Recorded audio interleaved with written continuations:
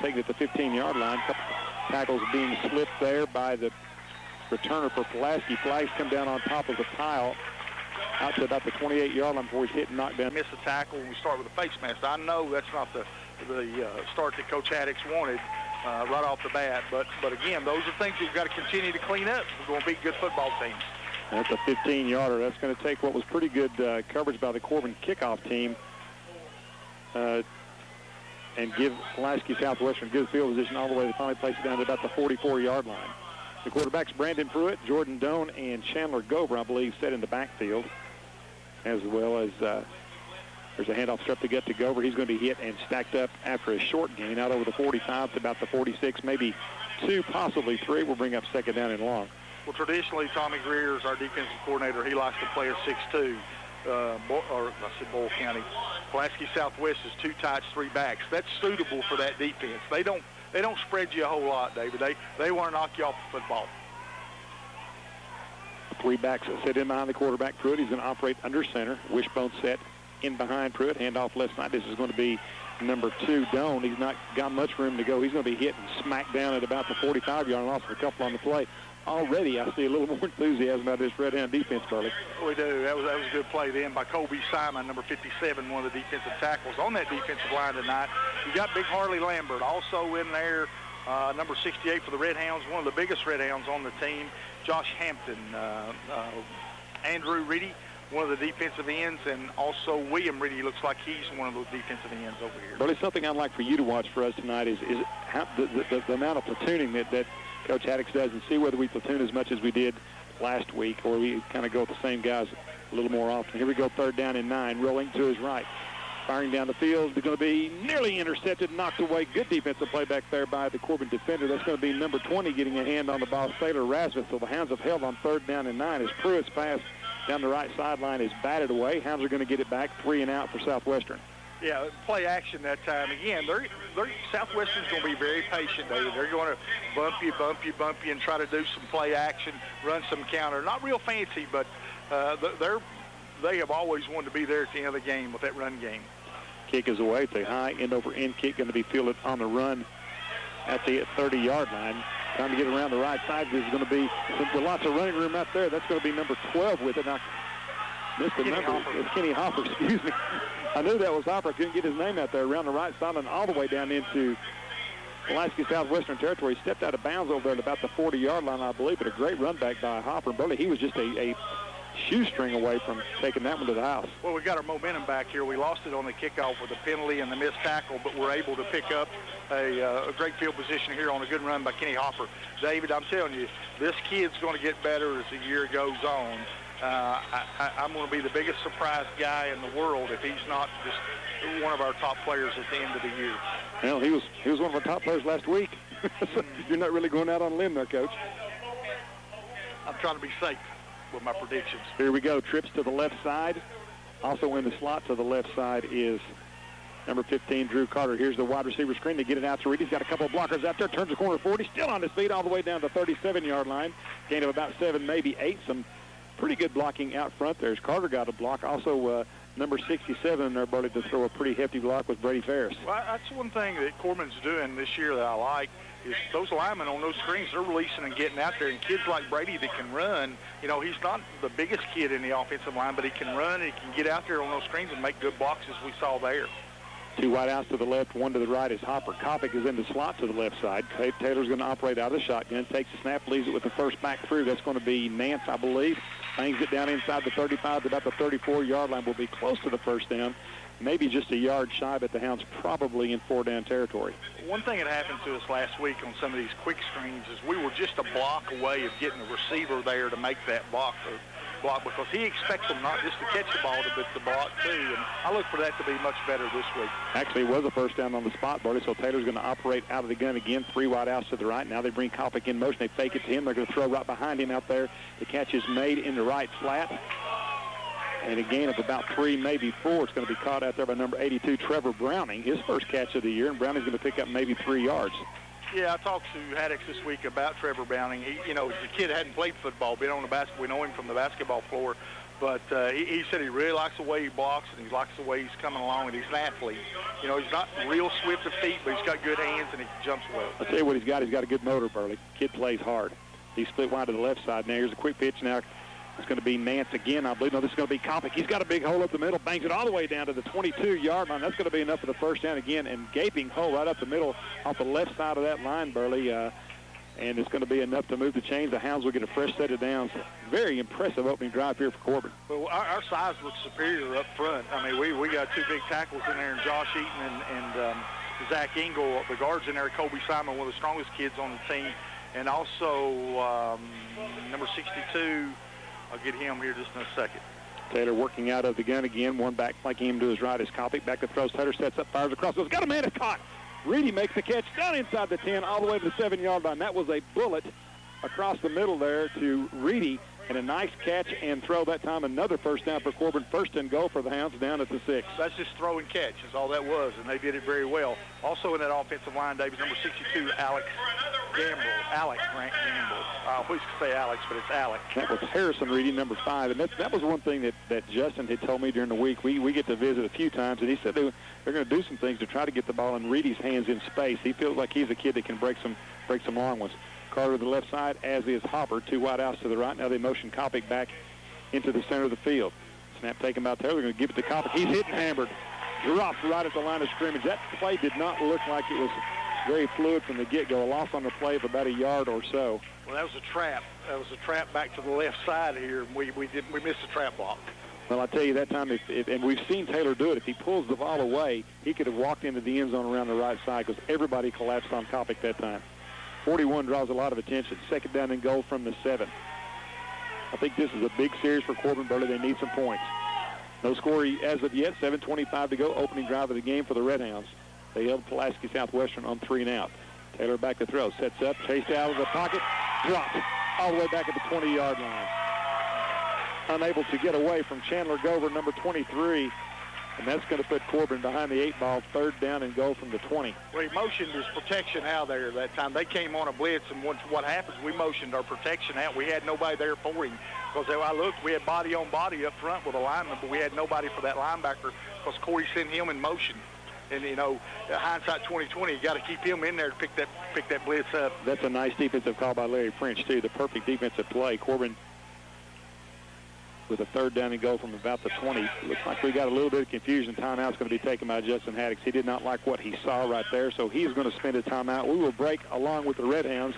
6:43 to go in the first. Corbin's got it third down and goal from the 20 when we return. Stay with us. You're listening to Redhound Football on T107.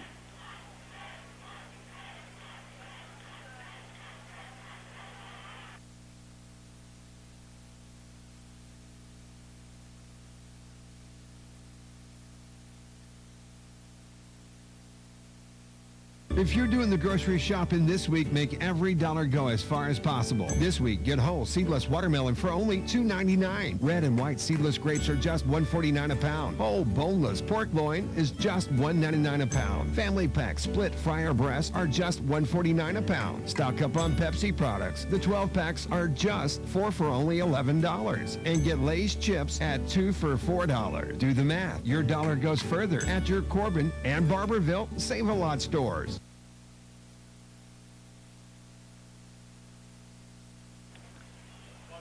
Back to action, wide outs to both sides. Taylor's going to flip it on a little shovel pass, gets it off to Kopic, breaks the tackle at the line of scrimmage, then hit and wrestle down after a short gainer. Had Kopic set in the slot to the left, and as Taylor rolled back to the right side, flipped it up to Kopic on a little misdirection play, and it looks like Corbin is going to bring the field goal team out. I see Cannonu coming out to set up Burley for what's going to be about a 35-yard field goal.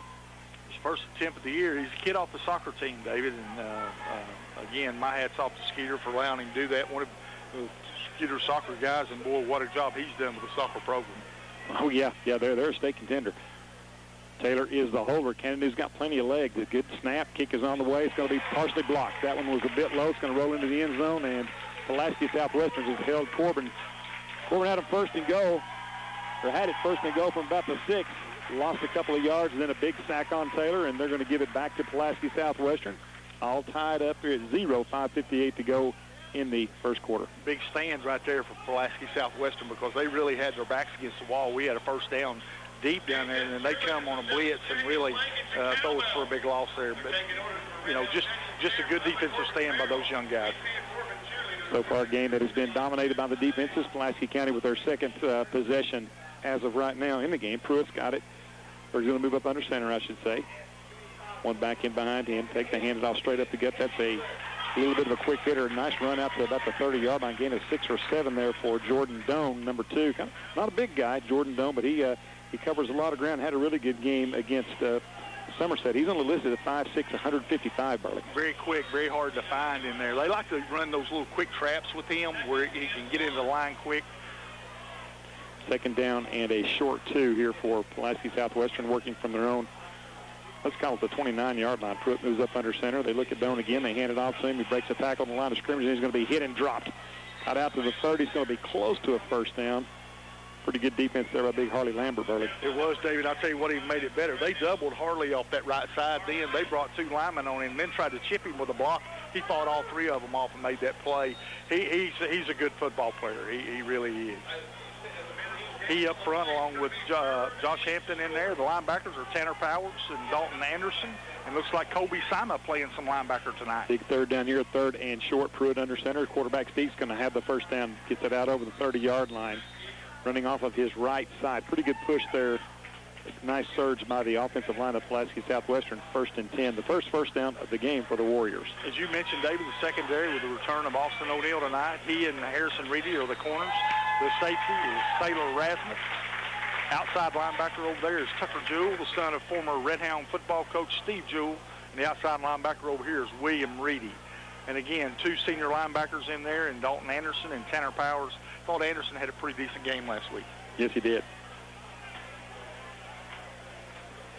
First down and 10 from the 32 for Southwestern. Pruitt moves up under center. 1 back set in behind him. That's going to be Doan. They fake it to Doan. The quarterback's going to keep himself. Starts around the left side. Hit and ridden down after a gain of about 3 or maybe 4. Pretty good ball handling in there by Pruitt. They converged on Jordan Doan after the fake and a gain of about 5. This offense is very patient, David. They're okay with 3 yards, 4 yards. They're fine, and that's what they do. They'll put you to sleep in there, and then they'll hit you on the corner out here with some type of counter or something to the outside. But their goals, you see, is 2 tights. Well, here we come. Take it down in 5. Pruitt moves up under center. 1 back behind him. Back to throw now. Sets up, fires across the middle. It's going to be caught. A sliding catch for the first down at the 45-yard line by number 12. That is Kyle Nall. A big cushion given that time by the Redhound defensive back. O'Neill was well off of him, and he just ran down, found an open spot, and sat down in that first down area. Yeah, on those 3rd and shorts, you got to take the slant away because you got help over the top here. Nice drive here for Southwestern. 1st and 10 from their own 40. Handoff straight up. This time no running room. He's hit and hammered. Big number 68 in there for Corbin, able to get a handle on the ball carrier initially, and that's Josh Hampton. That big Josh was nimble in there. Big kid. I don't have his size, Dave, but he's got to be 300 plus. But again, I've seen a little extracurricular activity there, and looks like there's going to be some counseling about it. Well, I got to tell you, it doesn't bother me. I would rather see a little bit of that than sleepwalk through this thing. We need a little fire in our belly right here. 2nd down and 10. And you want to see good sportsmanship, but it's okay to play hard. Yes, it is. Big down here for Corbin to see if they can keep Pulaski in 3rd and long. Handoff, they're going to give it off to the wide receiver around the left side. Hit and cut down at the 50. Gain of about 5 yards. Will bring up 3rd down and 5. That was number 6 for Pulaski Southwestern, coming around from his end position, Zach Coggins. Not a big kid either, 5'11", 170. Gained about 6, though, Burley, 3rd and 4. Tackle was made by Dalton Anderson. You mentioned kids playing both ways this week, David. We're seeing Kobe Sima do that. He starts on the offensive line, doesn't play a lot of defense, but he's been in there most of the way at one of the linebackers. Well, he certainly passes the look test. Big 3rd down here for the Corbin defense, just inside on the Corbin side of the 50. Here's a snap. They fake and give it off to the second back through. Running back is going to pick up the first down easily over the 40 down into Corbin territory at about the 38-yard line. Good ball handling in there. That's going to be Jordan Doan again, as he's got some running room straight up the gut. You would think in a game like this, just kind of chipping at it a little bit here, but that's exactly what Larry French wants to do. I happen to know another coach that was an expert at that, and Coach Archie Pyers. He said the best defense is just keep the ball away from them. Well, they have hogged and that's what he did. They've hogged it. Just a minute 50 to go. We're in the quarter. Scoreless right now. 1st and 10 for Southwestern at the Corbin 39-yard line. Handoff left side. Doan's got it again and trying to get out around the corner. Does turn it up, and he's got some room. He's off to the races down the left side, and he's at the 20-10. Takes it all the way down near the goal line. Did he get in? I don't believe so. No signal from the official yet. And there it is. Touchdown, Southwestern. He did get across the plane. So a run of 39 yards for Jordan Doan gets Pulaski Southwestern on the scoreboard first. Well, they faked that belly, David. They faked that belly, and we bid on it and got hooked on the end there, and the kid was able to get outside. He's a nice back. He's not very big, but now I'm telling you, he's got plenty of speed. Now he's 5'6", 155, and again, he certainly does not lack for toughness. And Corbin's defensive front just got whipped that time, Burley. That's all there was to it. We got hooked out there. On that belly read, you got to stay there. You can't come flying down inside. And that's what we did. But they hold us on 1st and goal from the 5 and then take it and stuff it right back down the field. So first score of the game goes to Southwestern. 6-0 lead, minute 35 to go. Extra point attempt is good. Banging it through is Zach Goggins. That's going to get the early 7-0 lead to Southwestern. 1:35 to go here in the first quarter play. We'll take a timeout, then be back to Campbell Field. Stay with us. You're listening to Redhound Football on T107. If you're into sports, all you hear is football. The Redhounds are in action now, and you'll want to dress for the occasion. The folks at Lowe's Sporting Goods have reduced prices by 20% off regular price clothing and shoes. Get a whopping 40% off select men's, women's, and children's clothing and shoes. Lowe's Sporting Goods in Corbin and London are located on Master Street here in Corbin and on North Main Street in London. If you want to look sharp when your team is in town, the prices are just right at Lowe's Sporting Goods in Corbin and London. We're the ones who live in the moment. You know, that moment when you open a Pepsi and hear the music. We're always up for a good time. This isn't our first rodeo, or our last. We're the ones who can't stop. And never will. The beat starts at Pepsi.com. Pepsi. Live for now.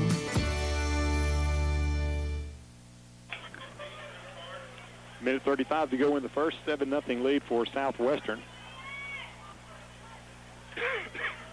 Herrera set to kick it away. It's an onside kick in the air, fielded by Reedy cleanly at the 45. He's going to be hit and dropped immediately, but a nice play that time, Burley, by number 19, Andrew Reedy. Fielded that thing, covered it up, and Corbin's going to start off with very good field position. Larry French rolling the dice, a little Hal Mummy style there, and gives Corbin a good field position, though. Well, I think what he did, he saw our kickoff coverage. We were running out there pretty quick. As soon as it kicked on that, we start, as soon as the kicker approached, we start running out there. And a lot of times, that's what they'll do. They'll try to lay that thing on the ground there and gamble a little bit. This is how good he feels about his defense, though.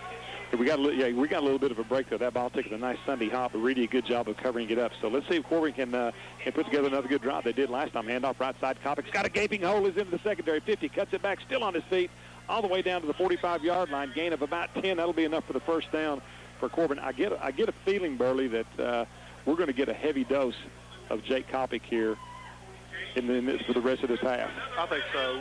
A nice job up front by the Redhounds. We're knocking them off the ball up there and finding some room. I don't think Jake's completely healthy yet, David, because I've seen him break those kind of runs before.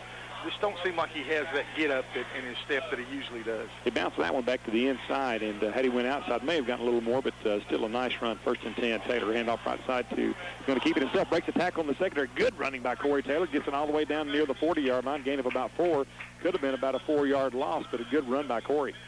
Corey's put on some weight and put on some strength this year, and it's really helped him as a football player.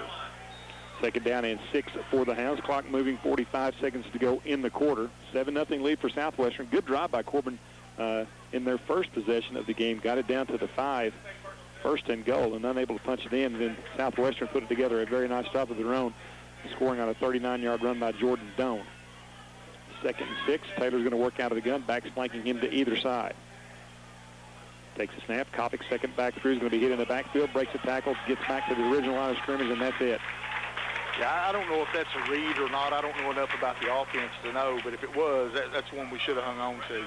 It looks like he's trying to read that, but the defensive lineman clearly was in the backfield early there, and that's when you got to go ahead and it was a very slow developing play, brother. They faked it one way, then came back and gave it the other way. It seemed like the backfield had kind of collapsed on Corbin by the time he handed it off. That will bring to a close the first quarter play. 7-0 lead for Southwestern after one. Third down and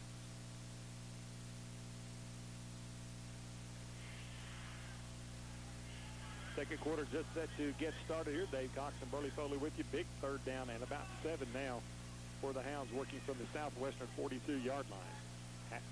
Hopper in motion back to the left side. Taylor takes it, leaves it off straight up the gut with Kopic, lowers his head, breaks a few tackles, still on his feet, taking people with him, stretches out, and may have picked up the first down. Good run that time by Kopic. But I'll tell you, a bit of an unusual play there on the third down and 7, just a straight banger off left tackle. But Kopic took a couple people with him, picks up the first down, moves the chains for the Redhound. Yeah, he looked like he was running a little stronger there than what we've seen. He's a good back, David. First down and 10 for Corbin, working from the 34-yard line of Southwestern. 7-0 lead for the Warriors. A little confusion now in the Corbin backfield. Hopper's going to sprint out of there wide to the right side. Kopic in the slot to the right side. 2 wide outs to the left as well. Taylor with Nance flanking him to his left. Corey working out the shotgun, has been there most of the night. Back to throw. Here comes the blitz. Corey's in some trouble. Going after trouble. They might have got a face mask there. No, they're going to drag him down. There's a flag. Finally, Corey's going to go down. Running for his life. Flags coming down from everywhere, and I don't know if that was a hold or a face mask or both. I believe it's going to be a face mask on Pulaski County. No, but was the second flag a hold on Corbin perhaps? I don't know. No, it's going to be a face mask on Corbin, on Pulaski. You're exactly right, Coach. The Pulaski coach is up behind us, and they're agreeing. They heard one of them say, no, he grabbed it. I think it's an inadvertent, though, so it's only going to be a 5-yarder. Is that correct? It looks like it. And that's from the point of foul, which was 20 yards behind the line of scrimmage, so it's still going to be first and 15. They do get to replay the down, though. A little breakdown up front then. We felt pressure quick. First down and 15. Now the official's going to talk things over. They're not sure about this spot here. Would it be first and 15 or would it be first and 10? I don't. I'm just thinking logically here. Certainly don't know the rules, but logically, if you face mask a guy, how do you know that he wouldn't have picked up the first down? Yeah, I never did get the inadvertent. You either grabbed it or you didn't. But well, no, now they're going to say second down. I really don't understand this. Is that a loss of down play on a penalty? Apparently. Second and 15. That's. I don't know about that. Handoff left side. Nance has got it. He's going to be hit at the line of scrimmage. Mounts it outside and wrestled to the ground. No gain on the play. David, I'll tell you one thing. This is exactly how I thought Pulaski Southwest would play. I thought they'd be very physical, pretty much mistake-free. I think that's the first mistake they've made. And again, just run the football patiently. And that's what they've done, and they have the lead 7-0. We're struggling a little bit offensively right now. We really can't find anything that we feel comfortable doing. Looks like we got a lot of things going on. We got a lot of movement, a lot of folks. We're going to have to spend another time out here. I believe we're very confused. We got some personnel issues. I know the officials are talking things over. I still don't understand. A moment ago, the penalty, you had a face mask penalty. They mark off 5 yards for the inadvertent, but we had a loss of down. Yeah, I don't understand that either. I think the officials still confused. They're coming over to talk to Larry French now. This is third down and about 12 for Corbin working from the 36-yard line. Corbin missed a field goal on their first series. I know we're working that official on the sideline hard over there. Well, yeah, I can understand. I just don't. And again, I try to look at these things logically because I really don't know the rules that well, and I guess I should. But I just changed it back, Dave. Yeah, there we go. Well, that makes sense. Now, I mean, they feel like they've got by with one, but the reality is it is second down. Now, that makes perfect sense to me. There's no way you could lose it down on the penalty. Pitch out right side to get it out to Reed. He turns the corner. Is going to be hit and dropped. A short gain. So right back where we were a minute ago, third and about 8. Yeah, we had a chance if our back there blocks. Then we got a chance to turn that into a pretty good play, but we just didn't block that guy out there. We just ran out there and let him run right by us. It's still a disadvantage for Corbin, though, because they made the play call a moment ago thinking it was second and 13 instead of first and 13. True. Or first and 15. So it's still a disadvantage. That changes your whole play call. That's poor officiating. Let me tell you, if I recognize it as being a mistake, it's poor officiating. 3rd down and 8 now for Corbin. 33-yard line of Pulaski Southwestern. Hounds trail 7-0. Taylor works out of the gun. Thinks he's going to keep it himself. Starts up the left side. Hit and drop as he cuts it back to the middle. And now it's 4th and maybe 7. I don't know that was the play they wanted to run, but there was not much room there for Corey. We're just not able to knock them off the ball on this particular drive. But early on, I thought we were knocking them off there pretty good and getting outside and finding some gaps to run in. But they really closed us down here. Well, I think they've made some adjustments up front, Burley. These guys have gotten in the gaps just a bit. 4th down and 6. Corbin will be going for it here from the 32-yard line of Pulaski. Let's see if we can get the ball in Kenny Hopper's hands. He's had it a couple times tonight. One nice gainer. Powers in the backfield now, flanking off the right side for Taylor. Sets up, fires across the middle. It's going to be caught by Browning. Enough for the first down. A good catch that time by Browning. He just went out and took it away from the defender, Burley. Great hands that time by Trevor. I got to tell you, that kid caught the ball with his hands, and he caught it inside. Please. Yeah. Hold on a second. Good for another Redhound first down.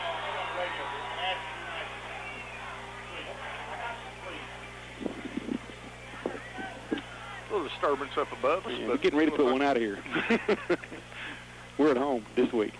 Here's a fumbled snap as Taylor picks it up, heads off the right side, picks it up, makes a nice toss out to Kopic. Kopic around the right side, hit and knocked out of bounds at the 10-yard line.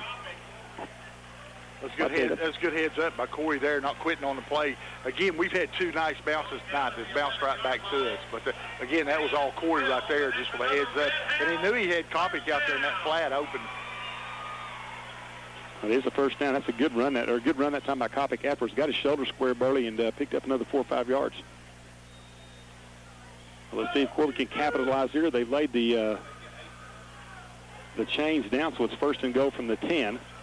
Drew Carter checks in. He's on the left side now of the quarterback, Taylor. Kopic in motion. They're going to fake it. This time Taylor's going to keep himself up the right side off tackle. No running room at all. Again, that's a set play there, and I think that must be a read by Taylor, but he's not seeing the hole there because he ran it a couple times and just nowhere to go. Yeah, he just ran right up their back, man. Again, on read plays, sometimes you get them, sometimes you don't. That particular time we didn't. Clock continues to run. 7:35 to go here in the first half of play. Very fast-moving first half, already 7-0 lead for Southwestern. Well, again, Corbin with the ground game, not throwing it a lot either. I mean, both teams really come out here and run the football. A lot of people thought Justin Haddix was going to come in here and throw it all over the field, but that's not been the case that I've seen. 2 wide outs to the left, 1 to the right. Carter flanking the quarterback. Taylor to his right. Taylor back to throw, sets up, fires for the end zone. Got Hopper out there, jump ball, no good. Good defense out there. Very well played up there by number 6, Zach Coggins. He's a wide receiver himself. Played that one perfectly early. Yeah, that's just good defense by Pulaski Southwest. It was a fade pattern to the corner of the end zone. They know Kenny has all that athletic ability. Kenny Hopper, that is, it was going to try to jump and get it. But, again, Pulaski just played it a little better than what we did. 3rd down and goal here from the 10-yard line for Corbin. 7:09 to go. Clock stops. 7-0 lead for Southwestern. Obviously a big set of series here for Corbin. Not down there 1st and goal to 5, unable to get any points, and facing a big 3rd down here. Carter in motion to the left side. Empty backfield for Taylor. Back to throw. Sets up. Fires across the middle. It's going to be caught. Touchdown, Corbin. Kenny Hopper goes up, takes it away from the defensive back. Touchdown, Hounds. What a play by Hopper. Hey, that's a nice throw and catch right there. That was a slant pattern.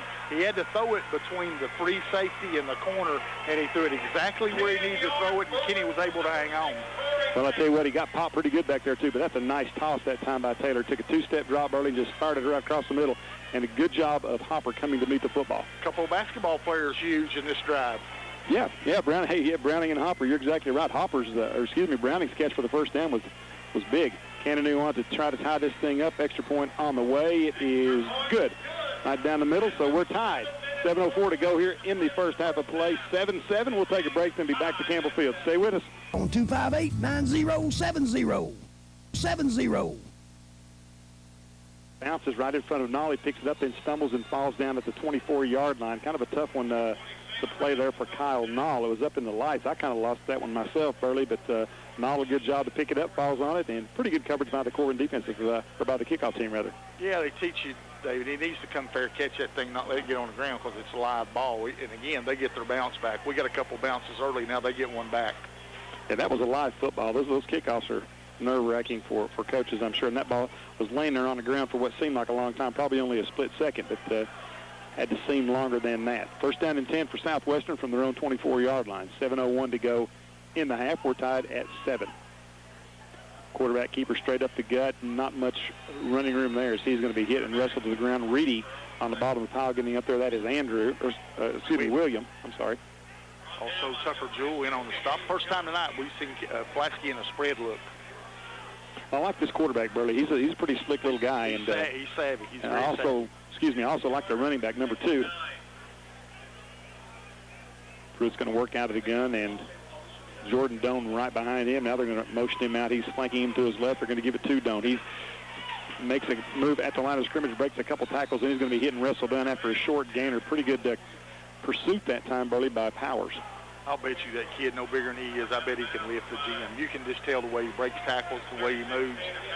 He must be just really strong. He's a good-looking player. He's built low to the ground, but he jab-stepped into the line that time. There's no room, and the pretty good quickness got out laterally. He managed to pick up about 3 yards when it really should have been a no-gainer. But a big third down here coming up for the Corbin defense. 3rd and 6, a long 6 for Pulaski Southwestern, working from their own 28-yard line. 5:55 to go in the half. Pruitt looks over at the bench, and he's going to take a timeout here, I believe. Did not like what he saw out of the Corbin defense, so Pulaski Southwestern will spend their first timeout. We'll just hang on to it here during the break, Burley. What have you seen in this game that may be different than last week?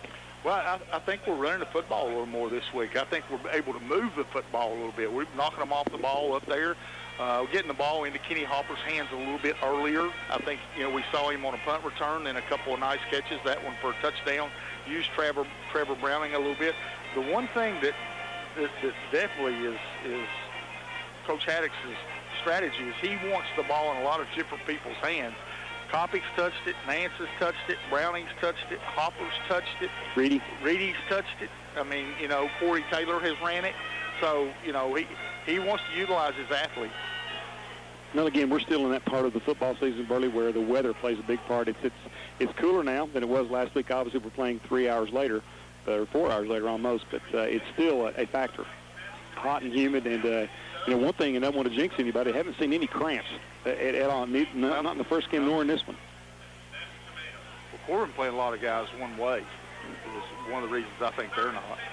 With the exception of Sima and Reedy, Harrison Reedy, that is, they're pretty much a one-way team. Big third down here. Back to pass goes Pruitt, rolling to his right, looks off in the flat, gets it out to, it's a nice throw that time. Doan has it bounce off his hands. I think he got his head up the field just a little bit, but it took his eye off the football, dropped it. Had some room to run. I don't know that he would have gotten the first down, but he would have certainly had an opportunity. But the drop pass is going to bring up 4th down and 6. Hey, I like his chances in space, David. He's got a lot of quickness, and he sees the field very well. He makes nice cuts. And again, he had some space there. We ran out there a little bit quick over there at the outside linebacker. Hopper back deep, standing about his own 35-yard line. Kick by Coggins is a short end-over-end kick. It's going to be angled toward the sideline. That one's going to go out at about the 50. I don't think they wanted to kick it to Hopper. He's already starting to build up a little bit of a reputation, I think, there, Burley. And the official is going to spot that one just on the Corbin side of the 50 at about the 49. So once again, good field position for the Redhounds. 5:39 to go. Would sure be nice to see Corbin punch one in here at the end of the half. Well, that's a good coaching by Larry French right there, David, because he saw what Hopper could do, with his quickness. He said, no, I don't think so. He's not going. I doubt he gets to return another punt tonight. Well, again, he's played 2 football games in his high school career, and he's got a touchdown catch in both of them. Hopefully he'll have another one tonight. He's an athlete. Taylor's going to work out of the shotgun. Backs flanking him to either side. 2 wide out to the left, 1 to the right. Taylor back to throw. Looks like they're going to set the screen to Coppin to get it out to our team. He's got 1 man to beat. Makes him miss. Turns up the corner. He's going to be hit and dropped. Gain of about 3. That ball thrown just a touch maybe behind Jake, or else he could have caught that with a little bit of momentum going toward the sideline. Maybe been a little bit of a better play, but gain of about 2, maybe 3. Yeah, you want to let him run to that ball, not have to wait on it. He had to wait just a little bit. Now, that's a little tougher throw than you think. You get a guy about 3 foot from you, you got a better chance hitting him 10 yards away than you do 3 yards. Browning to the right side. Wide out to the left. They're going to hand off straight up the gut. This time it's going to be given to Nance, and he has no room at all, stacked up right at the line of scrimmage. They never got him to the ground completely, but no room at all for Bryan. Brings up 3rd down and about 8 for Corbin. Clock continues to run, 4:47 to go. I guess that's a running down on 2nd and long. But it just seems like that was a very been a fast-moving first half. Predictable play, yes. Both teams learning football. 4:27 to go here in the half. We're tied at 7. Corbin has it right at the 50-yard line. 3rd down and 7 now for the Hounds. Taylor working out of the gun. Backs to both sides of him. They're going to fake it, throw across the middle. They got a man. It's caught. First down and more, all the way down inside the 30, down to the 25-yard line. Great throw and catch that time. That's number 25, Dylan Brock. And, boy, what a pretty fake that time by Taylor Burley. It was, and they found him right in the middle of the field. And David, again, another athlete touching the football. We love this Brock kid last year, Burley. He's a guy that we love. When Corbin would get a bit of a lead, he'd come in, and he just really made things happen. I think, to my knowledge, the first time he's touched it this year. Yeah, well, he's been injured. I don't think he even played last game. Right back at the line, Corbin ready to go. 4 minutes exactly to go here in the half. 1st and 10 from the 25 of Southwestern. Taylor takes it, going to fake it, keeps it himself right up the gut, lowers his head, bangs it out for a gain of 2, maybe 3. Again, he was reading that play, and he pulled it back out of the fullback's belly, which was a good call there because there was not much running room, but Taylor barely able to make it back to the line of scrimmage himself. Well, Pulaski's got them all up in there. They're trying to force Coach Haddix to throw the football. They've got them all up in there. They're going to take something away, and they're taking the run away. They chose to do that, and we've been able to hurt them some on the pass. Hopper wide to the left side. He's got single coverage out there. Taylor working from the left hash, backs on either side of him. Now they motion Kopic out of there. Back to throws Taylor. We're going to have a motion on Corbin. I think Kopic may have broke towards the line of scrimmage prior to the illegal procedure, prior to the ball being snapped. I think it's a wide out over here. Got started real quick. Yeah, this is a Brock kid, just sophomore, and you're going to make some of those mistakes. But again, when you're playing good football teams, you got to limit those, and we've done a pretty good job of that tonight. I think is that our 2nd penalty? I think I do remember 2. There may have been another, but I remember 2. 3:12 to go. Clock counting down now. 3:10 continues to move. We're tied at 7. 2nd down at 15. I don't know how much. I'm going to guess about 10 yards before we're in Cannonew's field goal range. Taylor working out of the guns. Offset eye to the right. Now they bring Reedy in motion on the jet sweep. They fake it, and now they give it to him. Reedy's trying to get around the corner. Gets a nice block by Browning. Turns, dives out, gets it out over the 30 to about the 25-yard line. Well, that's a pretty nice gain. About 6 or 7 yards. I got him back to the original line of scrimmage. I believe that was Browning out there, Burley, with a nice block, though. That's something that's required of these receivers. They expect them to block well. I think we've done a pretty good job up front tonight. Now, I said Browning, and it evidently wasn't Trevor because he wasn't in the game. Somebody had a nice block out front. It may have been Brock. Engel and Lovett are the tackles. The center's still Brady Ferris, the senior. The guards are Colby Simon and Zach Moore. I think we got a holding penalty on Corbin there, Coach. It's going to move it back outside the 40, now the 42. It'll still be 2nd down, but it's 2nd down in half a mile. Corbin's got to get down to about the 17-yard line. Clock moving, 2:40 to go. We're tied at 7. Hounds have it 2nd down and about 25. Taylor's going to work out of the guns. Been there all night long.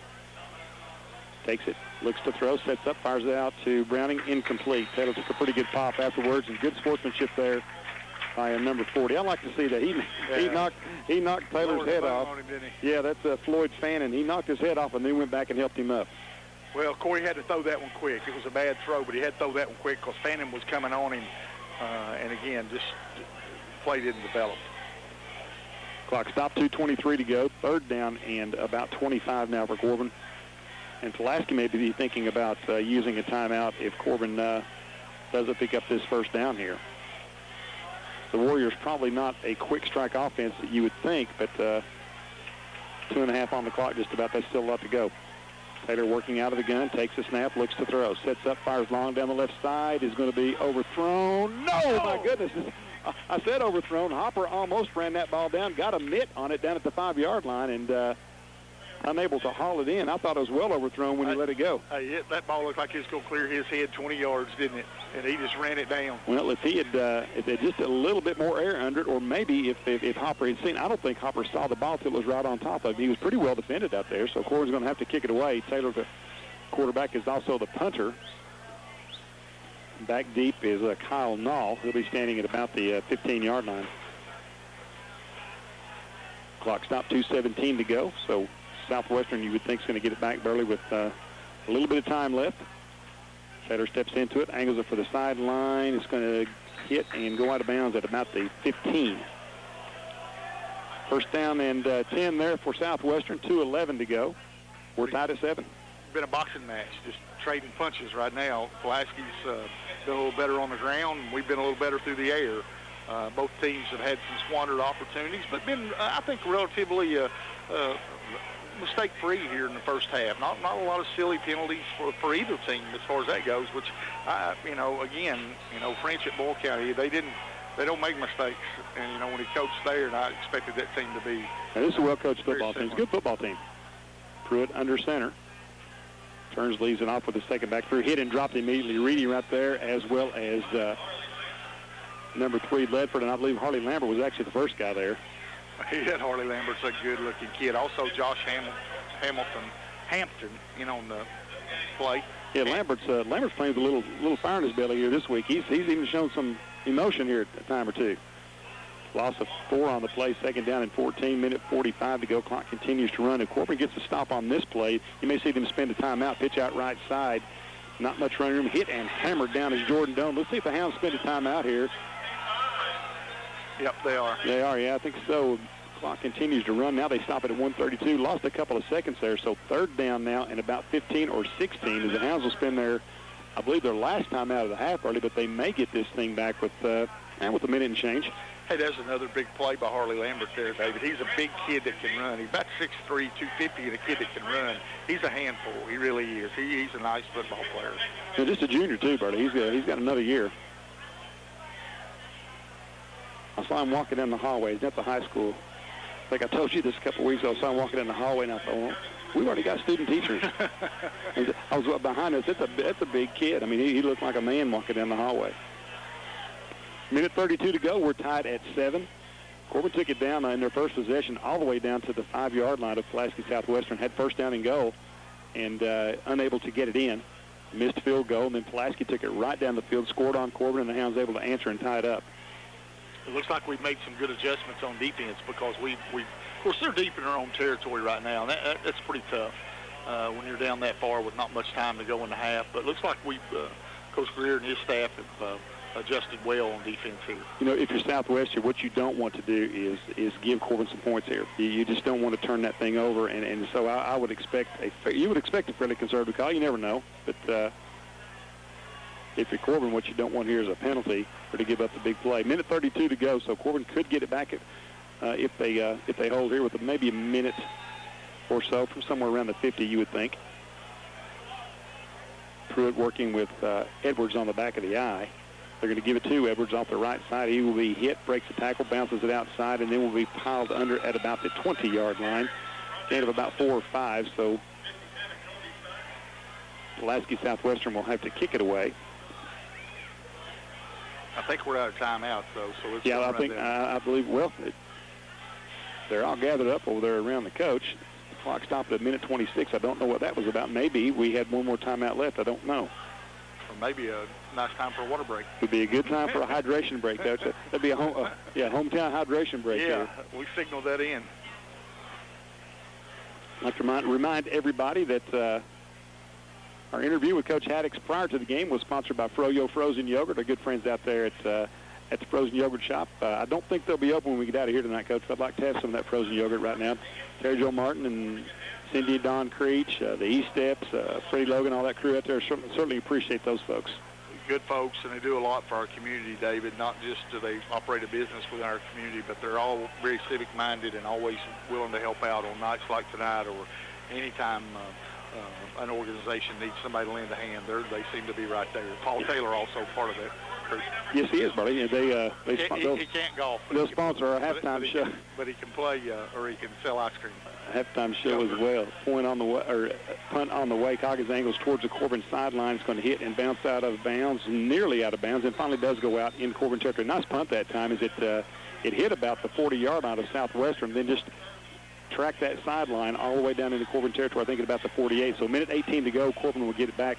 Also, I'd like to remind everybody to stick around after the game for our Minuteman on-time, on-target player of the game. We'll get that out to you after the game as well. So thanks to all of our sponsors.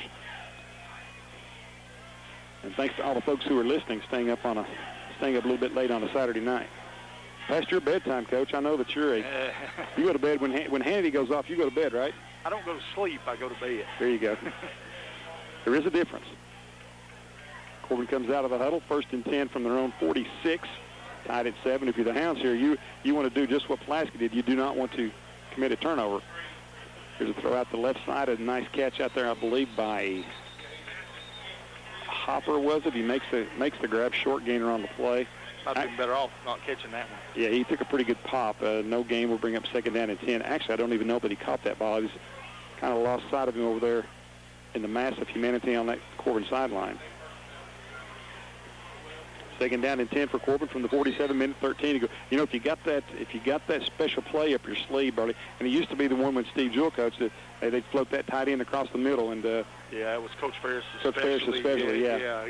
He'd go trips, and again, I've seen him score a lot of touchdowns on that play. You could get where you could predict it a little bit if you watch him play enough, but the other person, here's a handoff at the middle, lots of running room for Kopic, breaks a couple tackles all the way down to the 40-yard line. That'll be enough for a 1st down.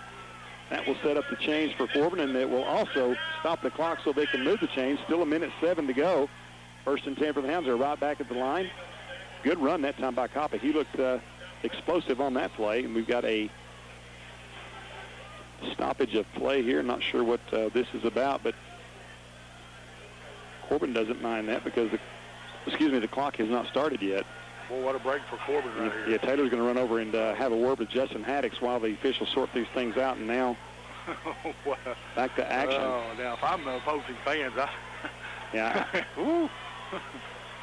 Taylor's going to work out of the gun, one back off to his left. That's going to be Nance. Taylor back to throw, sets up the sideline route, gets it out to Hopper, makes a move down the sideline. Probably should have stepped out of bounds, but he's going to be hit and dropped at the 35-yard line. I thought Hopper made just step out of bounds and stop that clock, Burley, but he did make a move, picked up about another 3 or 4 yards. Got to get some games under his belt, and he'll know to do that. 40 seconds to go. Corbin right back at the line. Pretty nice drive here at the 35-yard line of Southwestern. Taylor takes it, leaves it up the middle with Kopic. Kopic runs into a mass of humanity at the line of scrimmage, hit, and is finally hammered down. Short gain on the play, down to about the 33. That play took some time. We're down to 25 seconds to go now. If Corbin hurries, they might get 2 shots at the end zone here on 3rd down and 4. Down to 15 seconds. Hounds are going to really have to motivate here to get something going. I kind of thought they might want to clock it on that last play there and stop the clock, but this is going to be the last play of the half. If they get this one off, down to 4 seconds. Taylor takes it. Here comes the blitz. Taylor sets up into the pocket, winds up, fires long down the left sideline. He's got a man out there. It's going to be caught by Sevier, but that's going to bring to a close the first half. Sevier tackled at the 15-yard line. Good hustle that time, and by Taylor, he avoided the rush, stepped through the blitz, and completed the pass, but that will bring to a close the first half of play. We're tied at 7. Good one going on here from Campbell Field. We'll be back to talk to the coach about the first half when we return. Stay with us. You're listening to Redhound Football on T107. Davis Salvage and good quality used auto parts. Davis Salvage Company is one of southeastern Kentucky's largest auto recyclers, and they probably have the very part you need for less. Call Davis Salvage Company at 528-3951 or use their toll-free number, 1-800-442-7876. Open Monday through Friday, 8 to 5:30. Closed Saturday and Sunday. Davis Salvage Company, located 4 miles south of Corbin on the Cumberland Falls Highway. MasterCard, Visa, and Discover Card accepted. If you're into sports, all you hear is football. The Redhounds are in action now, and you'll want to dress for the occasion. The folks at Lowe's Sporting Goods have reduced prices by 20% off regular price clothing and shoes. Get a whopping 40% off select men's, women's, and children's clothing and shoes. Lowe's Sporting Goods in Corbin and London are located on Master Street here in Corbin and on North Main Street in London. If you want to look sharp when your team is in town, the prices are just right at Lowe's Sporting Goods in Corbin and London. Thinking about purchasing a new home, vacation home, or a rental property? Then Whitaker Bank is your bank. With low rates and a team of experienced loan officers, financing your future is easy. Just visit us at any Corbin or Williamsburg location and ask how Whitaker Bank can assist with a loan to fit your needs. Whitaker Bank, uniquely Kentucky. Member FDIC, an equal housing lender. Minuteman Press, the area's #1 commercial printer, is now your #1 stop for direct mail marketing. Need to send out 10,000 postcards in 3 days? Call Minuteman Press. They have the equipment, experience, and expertise to make your mailing project succeed. Whether you have your own concept or need assistance, their team will create the finished product for you. In addition to design work, they will print, address, and mail your project with no extra work on your part. If you need an address list to market to a new territory, they can help with that also. On time, on target, and on budget. At Minuteman Press, they really do put ink on paper and a whole lot more. If you're like most folks, you only think of Cumberland Valley Electric when your bill arrives. That's probably when you also want to tell them to save it. And you should. They want to help you save energy and money. I know because I work there. I've helped members just like you add comfort to their home and cash to their wallet with programs like Button Up. Visit CumberlandValley.coop to find out how Button Up can help you save it. Cumberland Valley Electric, a Touchstone Energy cooperative.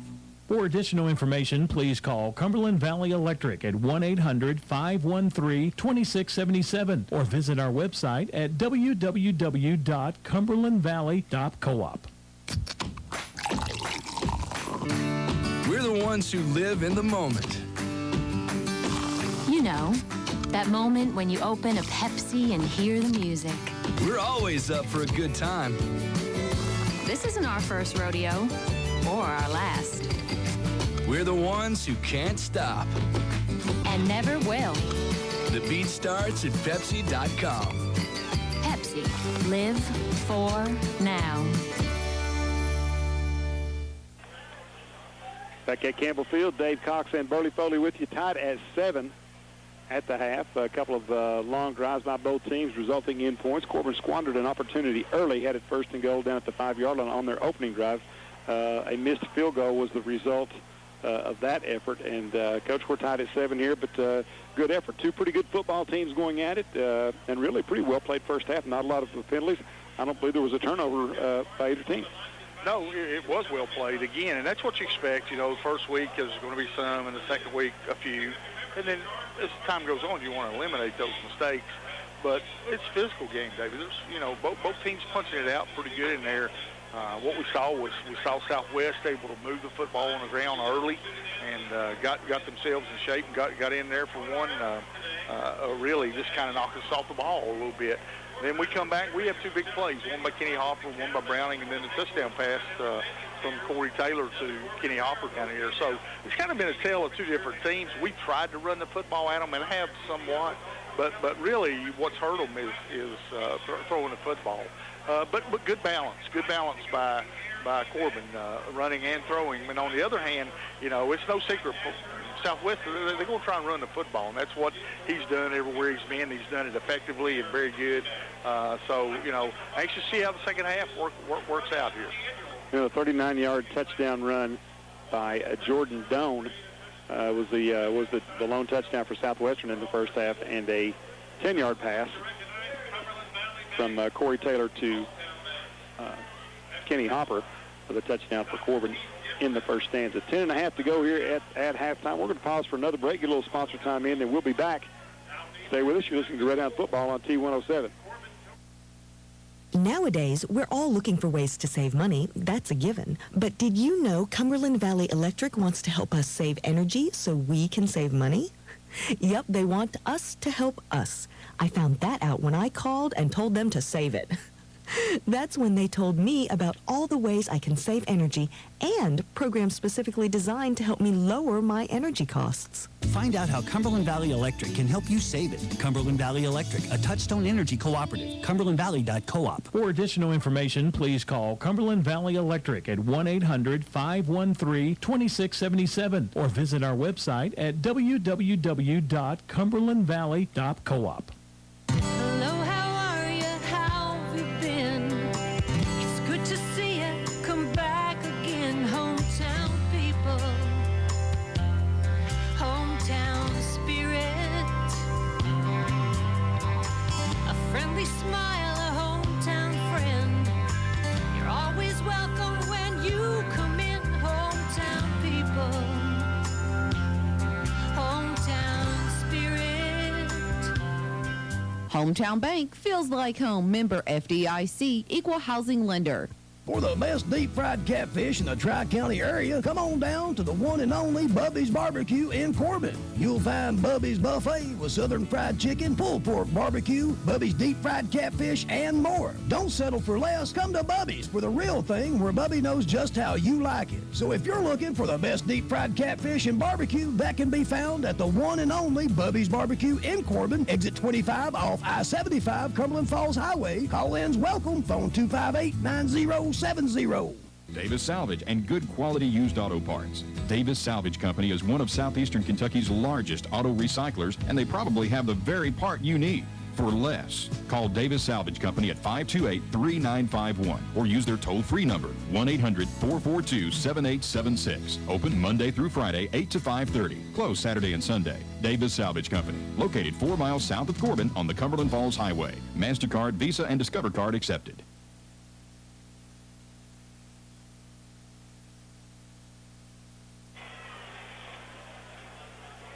Back at Campbell Field, Dave Cox and Burley Foley with you here.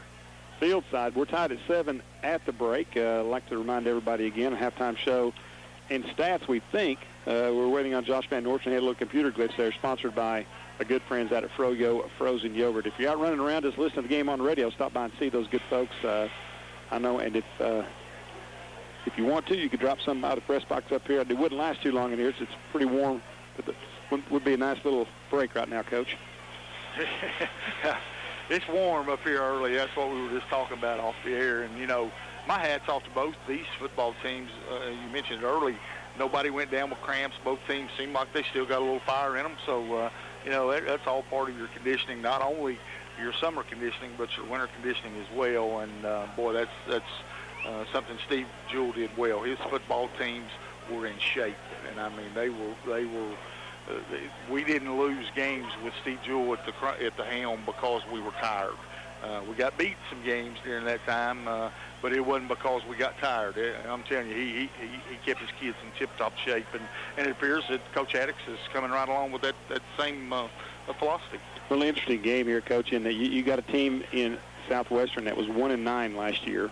They win their first game against a crosstown rival very convincingly. They got a chance to go on the road, beat a tradition-rich team in Corbin who beat them last year, and to go 2-0, to double their win total. So it's a very, very important game for Southwestern to double their win total from last year. Then you got Corbin, on the other hand, who is desperate for a win.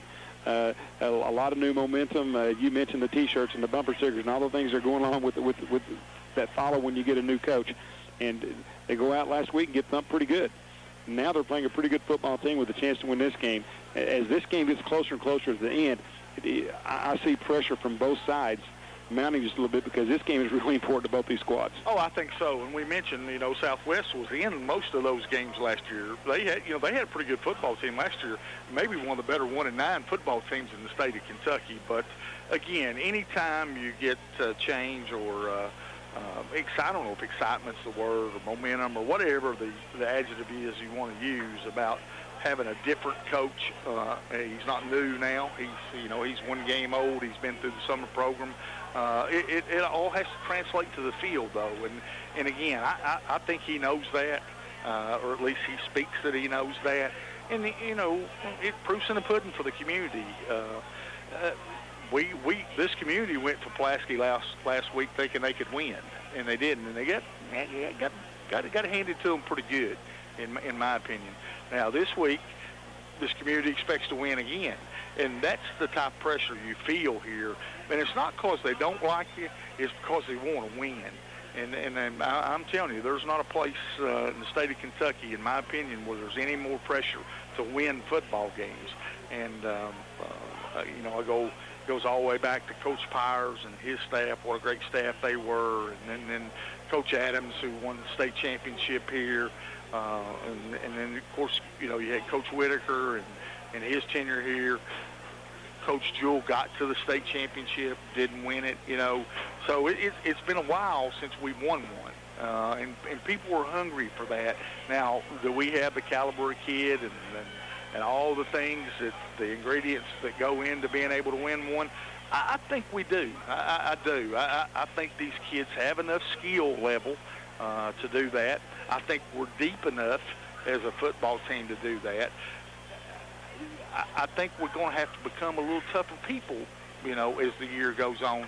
And that's what I'm seeing tonight that's encouraging. We've matched them blow for blow because I knew when I heard Larry French was going to be their football coach, I didn't know what kind of talent they were going to have. I didn't know what was going to happen last week, but I knew this. I knew they were going to be physical, and I'm kind of excited to see how we've responded to that because we've matched them lick for lick. So that's a good thing and a good sign. Well, again, still a second half yet to be played. We're tied at 7 here at the break. Still about 3.5 minutes before we kick things off here in the second half. Interesting, Corbin did not even go into the locker room. Well, neither did Southwestern, actually. I think they both went kind of into the end zone, probably 110 degrees in there. About 350. Much like it is. Yeah. Much like it is in here. You could put your Thanksgiving turkey in there when the game started to be ready when it was over. There you go. But I do think that a lot of what you said is on the minds of the Corbin fans. Everybody wants to be fair, and they want to give this group of kids a fair shake, and they do want to win. And Corbin fans aren't the most patient lot. No. And you know, but here's the thing, Burley. What is somewhat of a stressful thing sometimes is also very much what makes us good. It's very important that those expectations stay right where they're at. It is, and you know that's what happens. You sign up for that in Corbin, David. When when you take this job, that's explained to you. This is what comes with it, and I think that part of it, Coach Addix has handled very well. He kind of, like I said, I don't know that he would like me referring to it this way, but kind of takes an all shucks attitude about it, you know. But again, he's been in a lot of big games, like he said. He said I walked in the stadium down there in Auburn. He said when I was over at Western, he said that's some pressure too. So he's felt some pressure before. Well, he's been exactly where we wanted to be from the standpoint of the state championship and over at Breathitt County, and played in a lot of big games. So certainly some of that's going to translate to his players, and hopefully they can begin translating right here in this second half, because the Hounds certainly need to get out here with a win in a very winnable game here, tied at 7 at the break. We're going to take one more timeout, then we'll be back with second half action as we're set to kick things off when we return. Stay with us. You're listening to Redhound Football on T107. If you're doing the grocery shopping this week, make every dollar go as far as possible. This week, get whole seedless watermelon for only $2.99. Red and white seedless grapes are just $1.49 a pound. Whole boneless pork loin is just $1.99 a pound. Family pack split fryer breasts are just $1.49 a pound. Stock up on Pepsi products. The 12 packs are just 4 for only $11. And get Lay's chips at 2 for $4. Do the math. Your dollar goes further at your Corbin and Barberville Save-A-Lot stores. If you're into sports, all you hear is football. The Redhounds are in action now, and you'll want to dress for the occasion. The folks at Lowe's Sporting Goods have reduced prices by 20% off regular price clothing and shoes. Get a whopping 40% off select men's, women's, and children's clothing and shoes. Lowe's Sporting Goods in Corbin and London are located on Master Street here in Corbin and on North Main Street in London. If you want to look sharp when your team is in town, the prices are just right at Lowe's Sporting Goods in Corbin and London. Thinking about purchasing a new home, vacation home, or a rental property? Then Whitaker Bank is your bank. With low rates and a team of experienced loan officers, financing your future is easy. Just visit us at any Corbin or Williamsburg location and ask how Whitaker Bank can assist with a loan to fit your needs. Whitaker Bank, uniquely Kentucky. Member FDIC, an equal housing lender. Minuteman Press, the area's #1 commercial printer, is now your #1 stop for direct mail marketing. Need to send out 10,000 postcards in 3 days? Call Minuteman Press. They have the equipment, experience, and expertise to make your mailing project succeed. Whether you have your own concept or need assistance, their team will create the finished product for you. In addition to design work, they will print, address, and mail your project with no extra work on your part. If you need an address list to market to a new territory, they can help with that also. On time, on target, and on budget. At Minuteman Press, they really do put ink on paper and a whole lot more.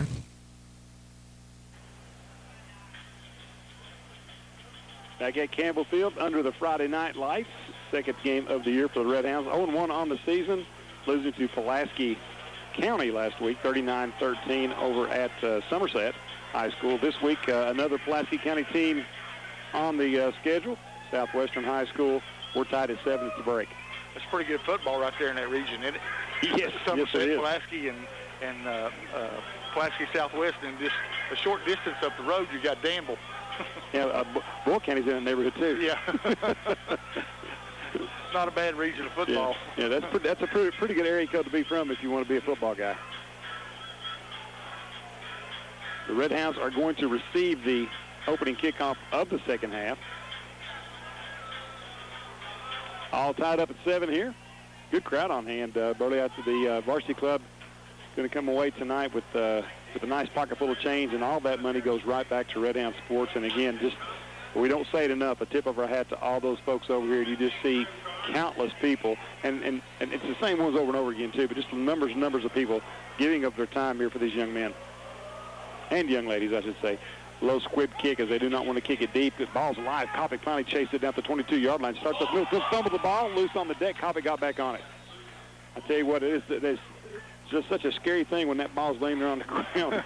And Kopic finally able to come and get it. That was a great, I want to say great shot, but it was a great kick by that kicker. He kicked it right to the open spot on the field. Well, that's one thing. I think that's good coaching. I think they realize that we are dangerous with some speed with Kopic and also Harrison Reedy back there. Kenny Hopper we saw on the punt. I don't think they're going to allow us that to be part of our game. They're going to go ahead and give us a little better field position by squibbing it. But, you know, as it turned out there, that's not too bad. No. First down and 10 for the Hounds from the 25-yard line. Hopper wide to the right side. Kopic to the left, it looks like. That's Browning actually out there, and Severe. I'll take that back. Now they're going to hand it off left side. It's going to be Nancy. Got some room into the secondary. Breaks through a couple tackles, still on his feet. Bowls over a flare at the 35-yard line, out to the 37. Gain of 14 for Brian Nance. That'll move the chains for the Hounds. Yeah, a little trap inside there behind the offensive line. Ferris, Moore, Eaton, Gambrell, and Big Zach Engel pushing them off. I like the way that kid runs behind his pads, Burley. He delivers a blow.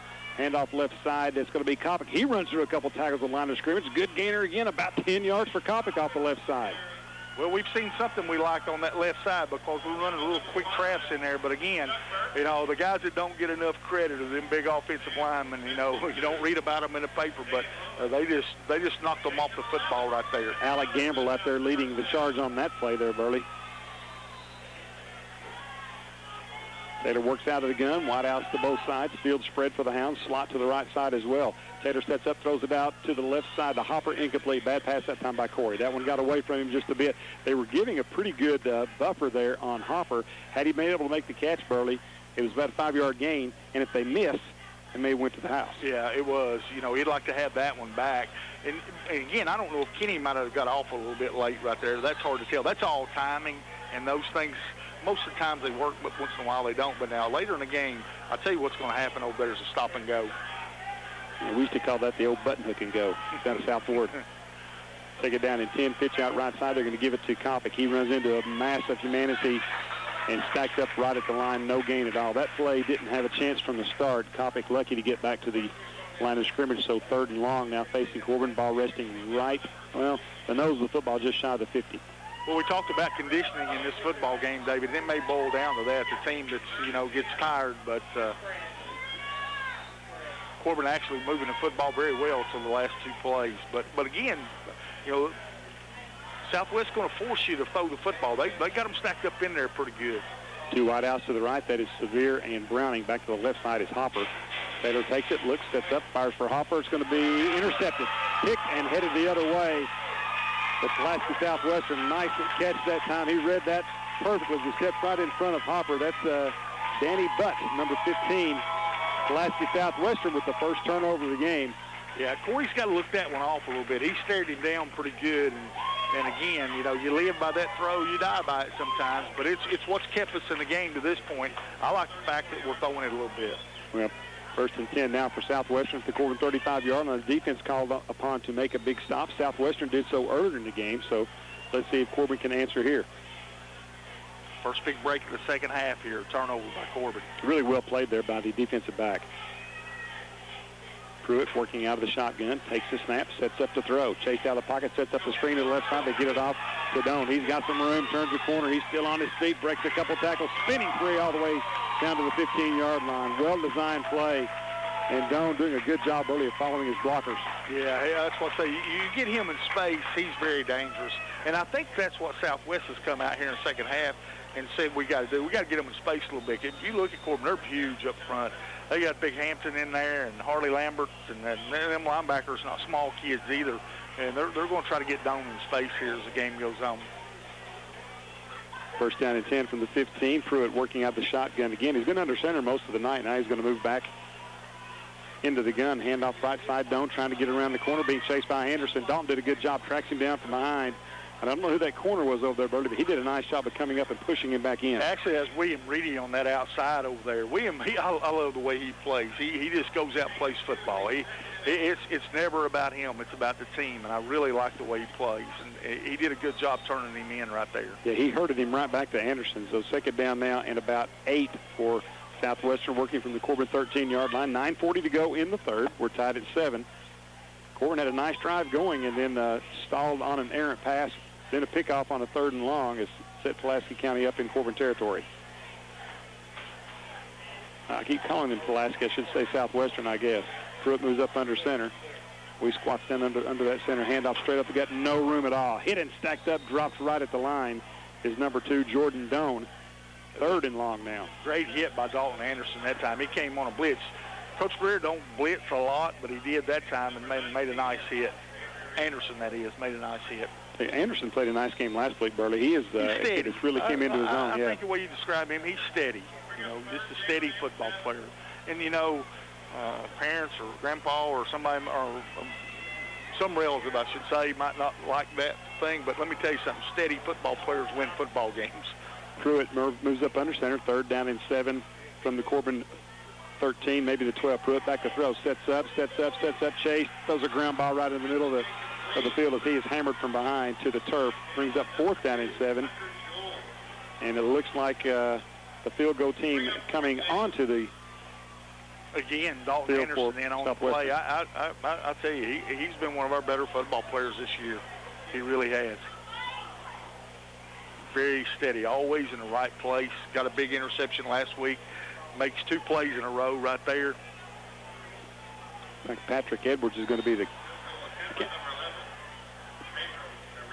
And I take that back. Pedro Herrera, the kicker, number 11. He's a left footer. Here's a snap. Pruitt the holder. Kick on the way. Boy, he boomed it long and strong right down the middle. Herrera gives Southwestern the lead, 10-7 now. 8:32 to go in the third. Good drive by Pulaski Southwestern and a good stop by the Corbin defense early after turning it over deep. They did. They did a good job there because, you know, their backs were against the wall. They came up, made some good hits. And, again, I don't want to beat a dead horse here, but Dalton Anderson super on that particular series. Made 3 plays I saw in that series that helped stop Pulaski Southwest. Now, here's an interesting thing. I'm anxious to see how Corey comes back and plays right here because, you know, as a quarterback, you always want that guy that can come out and play when it's not good, okay? Yeah, coming off a mistake, you know, so this is a big series for him. You want your quarterback to have amnesia. Exactly. I don't want you don't want him to. And here's what I think. I think a lot of that comes back to the head coach. Is he going to come back and call something for Corey to go right back at it again? Maybe a nice safe pass, if you will, something that can get the rhythm going again. Yeah. We can really coach him up from here now. Yeah, for sure. Yeah, but yeah. I'm such a bad coach. I can't even coach from a press box. Well, let's see if we can get a good run back. Reedy back deep along with Kopic, and I think that's 15 over on the other side is Drew Carter. Herrera's got it teed up at the 40-yard line. Corbin trails 10-7. They were down 7-0. Came back, tied it up at 7 apiece, and Southwestern with the field goal takes the lead. It's an onside kick, and this one's not going to go 10 yards. Leave it alone. Get away from the football. And that is a poor kick. It only went 3 yards. We had a Corbin player, Andrew Reed, there. I tell you what I think. I think Andrew had intentions on picking that thing up and heading another way with it. I think he did. Well, that's one you got to get away from right there. They're talking to him right now on the sidelines. I think Andrew's saying, they were going to let me, Coach. I was going to pick that one up, and take it to the house. That kid just missed that football. He wasn't trying to onside it. He's trying to squib it, and he missed it. Well, again, Corbin set up in good field position. First down and 10 at the 46-yard line of Pulaski. The Hounds been moving the football. Unable to cash in a whole lot. The one touchdown in the game, a pass from Taylor to Hopper. Hopper's back in this time, spread out wide to the right side. Browning wide to the left. In the slot is Severe, big target as well. Taylor back into the shotgun, and we've got movement on the line. I think it's going to be offsides on Pulaski Southwestern. That'll give Corbin 5 yards. You love starting those drives 1st and 5. That really opens your playbook up. Yeah. Severe's a good-looking kid, isn't he? He has had a nice catch at the end of the first half there, Burley. I was glad that's good for his momentum and his confidence. We had a kid here. It was number 42. He was a pretty good football player just a few years back, Jared Lawson. He kind of looks like him in the uniform. Physically, if he gets where he plays like him, he'll be. What a football player. Yeah, he was a dandy. Brad Lawson, his cousin tonight, too. He's quite a player himself. Here's Kopic hit in, hammered right at the line of scrimmage. Boy, he got his bell rung. That's a great play that time on number 45, a linebacker, Cody Smith. Cody's 6 foot 185, but he packed every bit of it that time. No gain, maybe even a loss on the play, brings up 2nd and 6. Yeah, it looks like we're trying to pull everybody, or zone block, I guess the left is the term they use now, and I'm not familiar with how that works, but it looks like that pressure's coming from the backside. But now 51, he's a beast. He's hard to handle in there. 51 is a beast. He's 305. He's hard to handle. But that's the kid they were telling us about earlier tonight. Austin Dalton. He's 6'4", 305. 2nd down and 6 for Corbin. Taylor working out of the gun, backs flanking him to either side. They give it off to Kopic, trying to get around the corner, breaks the tackle and hit and drop, lost on the play. Okay, 2 plays there just not going anywhere. And that's good defense again. Chandler Gover that time making the play, and Corbin going backwards here. Got a great break, 1st down and 5. Now they're looking at 3rd and about 8.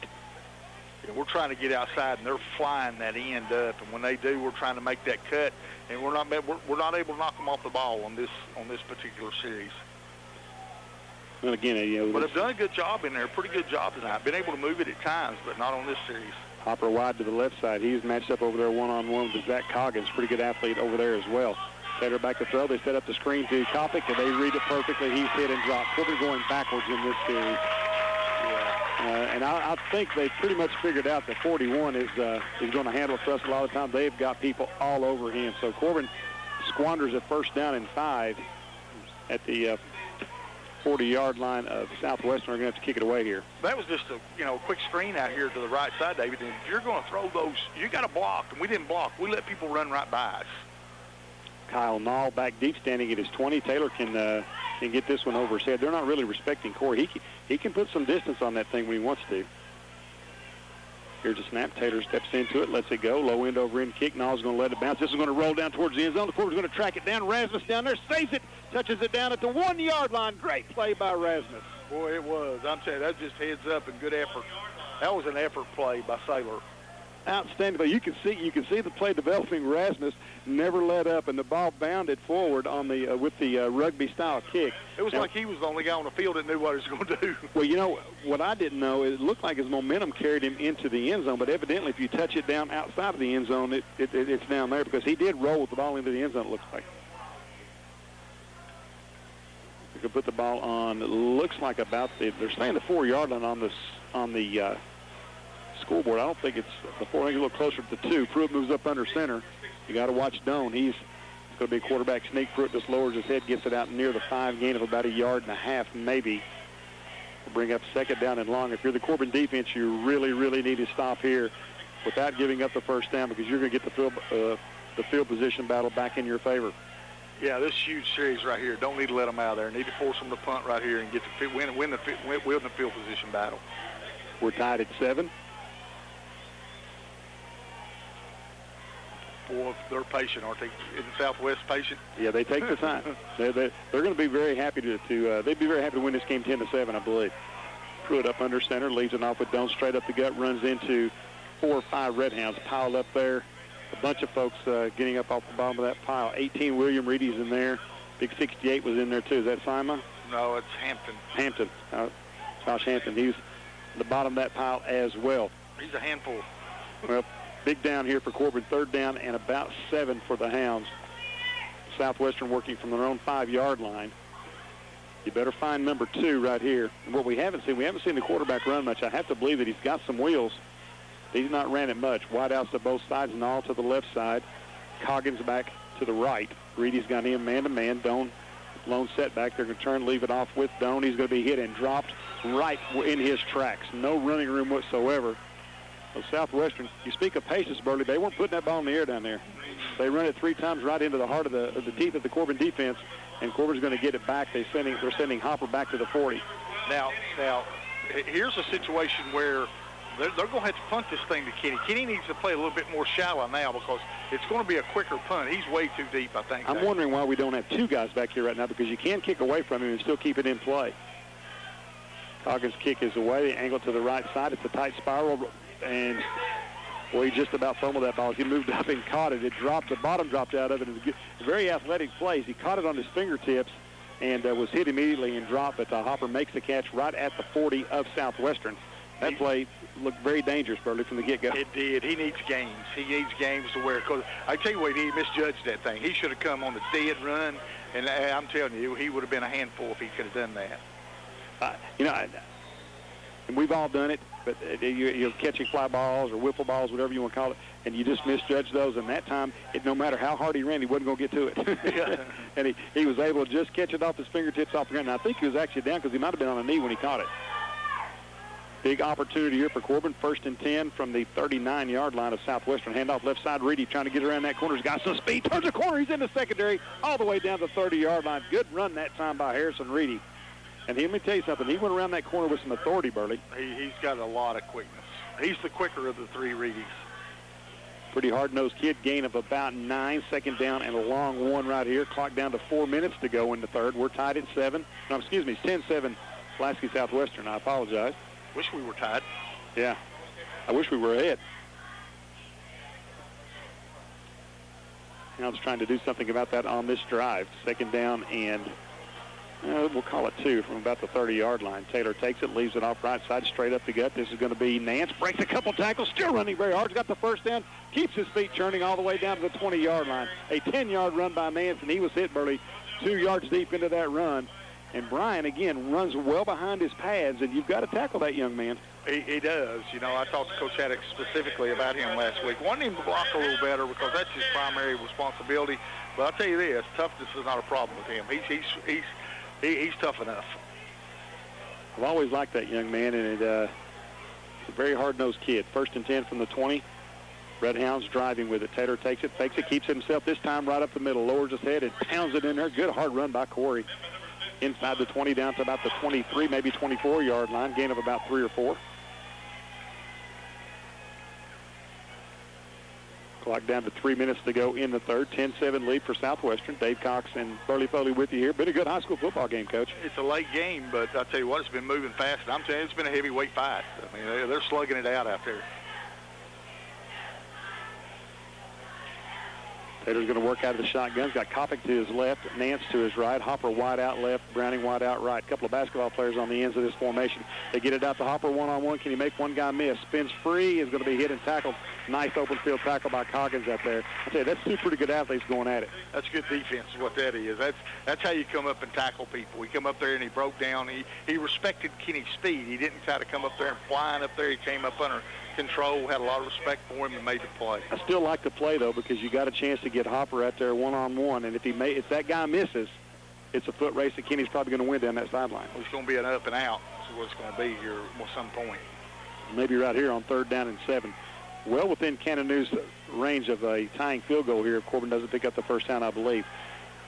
Taylor rolls to his right, pass out in the flat is going to be caught by Browning. Dives, he's going to be short of the 1st down by about a yard, I think. It's going to depend on the spot of the of the officials. Going to be about a yard shy. Now, what do you do here? I think you got to go. You're at home. Here comes Powers. They're bringing in, what's the package you call it, Coach? It's called the Rhino package. Rhino package. Well, they get big Harley Lambert in there and Powers in there, so they got a lot of beef on the field right now. 4th down and about a yard. Clock down to a minute and a half to go in the third quarter of play.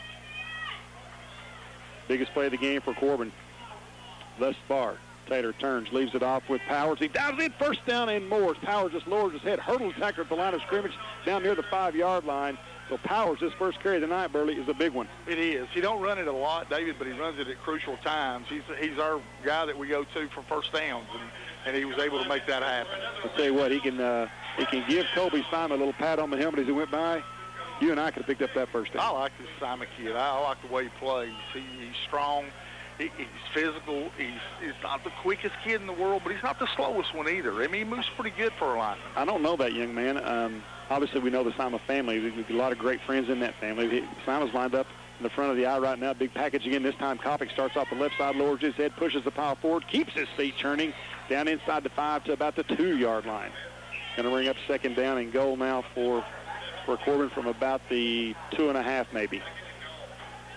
Well, I mean, when you got that big beef in right there, I mean, if you're going to be a pretty good football team, you got to put these in the end zone. Ball resting, I guess, probably closer to the 3 right here. Clock winding down, 25 seconds to go. Now 20 seconds to go in the third quarter play. Corbin's going to run one more play here for the end of the third. Hounds trail 10-7, trying to take the lead here for the first time tonight. Taylor moves up under center, backs in an eye. Kopic on the back of the eye. They fake it. Taylor runs to his left. He's in a bit of trouble. He turns, fires for the end zone. Caught, touchdown, Drew Carter. What a throw that time by Taylor, rolling to his left. Fires it into Drew Carter, making the catch, tiptoeing into the end zone. Corbin takes the lead. What about that call? I'm telling you, there was nowhere else to throw that football except exactly where he threw it for the touchdown. And I'm going to tell you, there's not a harder throwing football for a right-handed quarterback than rolling to his left with 2 guys right up in your grill. When he threw it, I thought it was intercepted. Well, I did too. I honestly did, but, man, he stuck it in there. Big extra point here, Barry. This makes it more than a field goal game. Canonu into attempt to give Corbin the 4-point lead. The hold is good. Kick on the way. Canonu gets under that one a little bit. It is high, but it is good and long enough. Right down the middle. Corbin on top, 14-10. 4 seconds to go in the third. We'll just hang on to it right here because we'll have the quarter break coming up soon. I don't know what kind of a basketball player Haddix was. They said he was pretty decent. But he's got a vertical jump of about 6 inches. He got when that ball was caught, I happened to catch him take a run and jump, and he had a pretty good 6-inch vertical there. But good catch by Carter. And I tell you, really good concentration that time by Drew Burley because the defender flashed right in front of him, and that's where we thought it was going to be intercepted. But he managed to keep his focus on the football and make the catch. I like the call, to be honest with you. I mean, it's a gutsy call. It really is. Well, let me say this. It's a gutsy call. Because you get that one intercepted, boy, you're going to have them on you pretty good. That's the one where, you got to have that senior quarterback that goes, if you can't complete this thing, you throw it over in the post office parking lot. Well, the other thing is, you got 3 yards to go, and you got 2 tries to punch it in for the lead, and you got big Powers over there. But at any rate, it worked out fine. Canonu steps into the kick. It is a high end-over-end kick, going to be fielded by Nall back at the 10, just inside the 10. Starts up the center of the field, makes a couple guys miss it. He's hit and dropped just over the 20 at about the 24-yard line as he lunged forward there. First down and 10 for Southwestern. When we return, 3 quarters in the books. We got a battle going on here from Campbell Field. It's a good one. Hounds on top, 14-10. We'll be back for the 4th and final period of play when we return. For the best deep-fried catfish in the Tri-County area, come on down to the one and only Bubby's Barbecue in Corbin. You'll find Bubby's Buffet with southern fried chicken, pulled pork barbecue, Bubby's deep-fried catfish, and more. Don't settle for less. Come to Bubby's for the real thing where Bubby knows just how you like it. So if you're looking for the best deep-fried catfish and barbecue, that can be found at the one and only Bubby's Barbecue in Corbin, exit 25 off I-75 Cumberland Falls Highway. Call-ins welcome. Phone 258-9070. We're the ones who live in the moment. You know, that moment when you open a Pepsi and hear the music. We're always up for a good time. This isn't our first rodeo, or our last. We're the ones who can't stop. And never will. The beat starts at Pepsi.com. Pepsi. Live for now.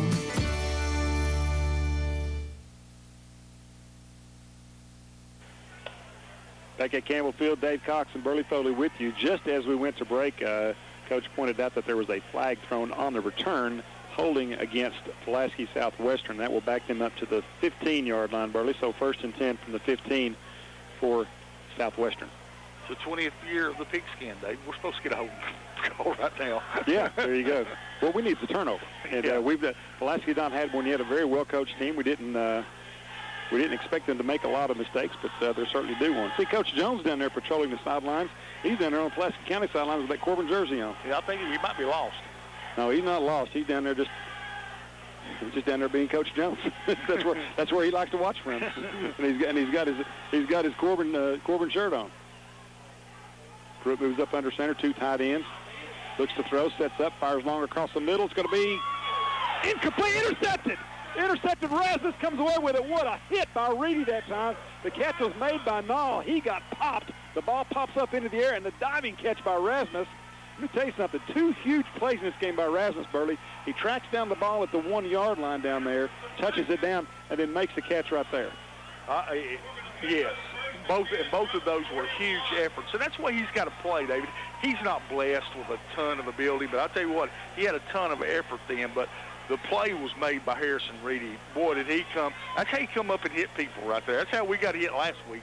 I mean, they were popping us in the secondary pretty good. And evidently, we didn't like it and said we ought to do something. Well, I'm going to tell you something. That was a hit right there, the best hit I've seen this season. That was a great pop, and the ball just stayed in the air long enough for Rasmus to pluck it out of the air. Let's see if Corbin can do something with it. Here's a handoff left side, straight up the gut. It's going to be Kopic. He's hit and popped pretty good himself. A nice hit right there. 62 says, what you can do, I can do as well. That is a really good play that time by Lucas Brewer. Been a physical football game. I'm telling you, our guys up front, I think, have played pretty well. We've knocked them off the ball some. And on the other hand, they've made some big plays, and they've hit us too. I mean, it's really just been a good, hard-nosed game, and still got 11 minutes of it to go. Bertie, this is a good football team, and now I don't think they're to the level of Pulaski County. No. But this is a good football team, and they're very physical. Take it down to 9 for Corbin. Taylor working out of the gun, backs flanking him to both sides. 2 wide outs to the left, 1 to the right. Taylor hands it off to Kopic, hit and drop. I tell you, the blitz that time by Southwestern, and what momentum Corbin had is quickly dissipated as Cody Smith blitzing got to Kopic almost at the same time the football did. Yeah, and again, I know we went to some zone-type blocking stuff this year, and I'll be the first to tell you, I've got a little bit of understanding of it, but when we step hard to the right there, that pressure's coming right off the backside here, and that linebacker's just too quick for us. I mean, he's caused us a lot of problems in there all night. 3rd down and about 17 now for Corbin. 10:34 to go.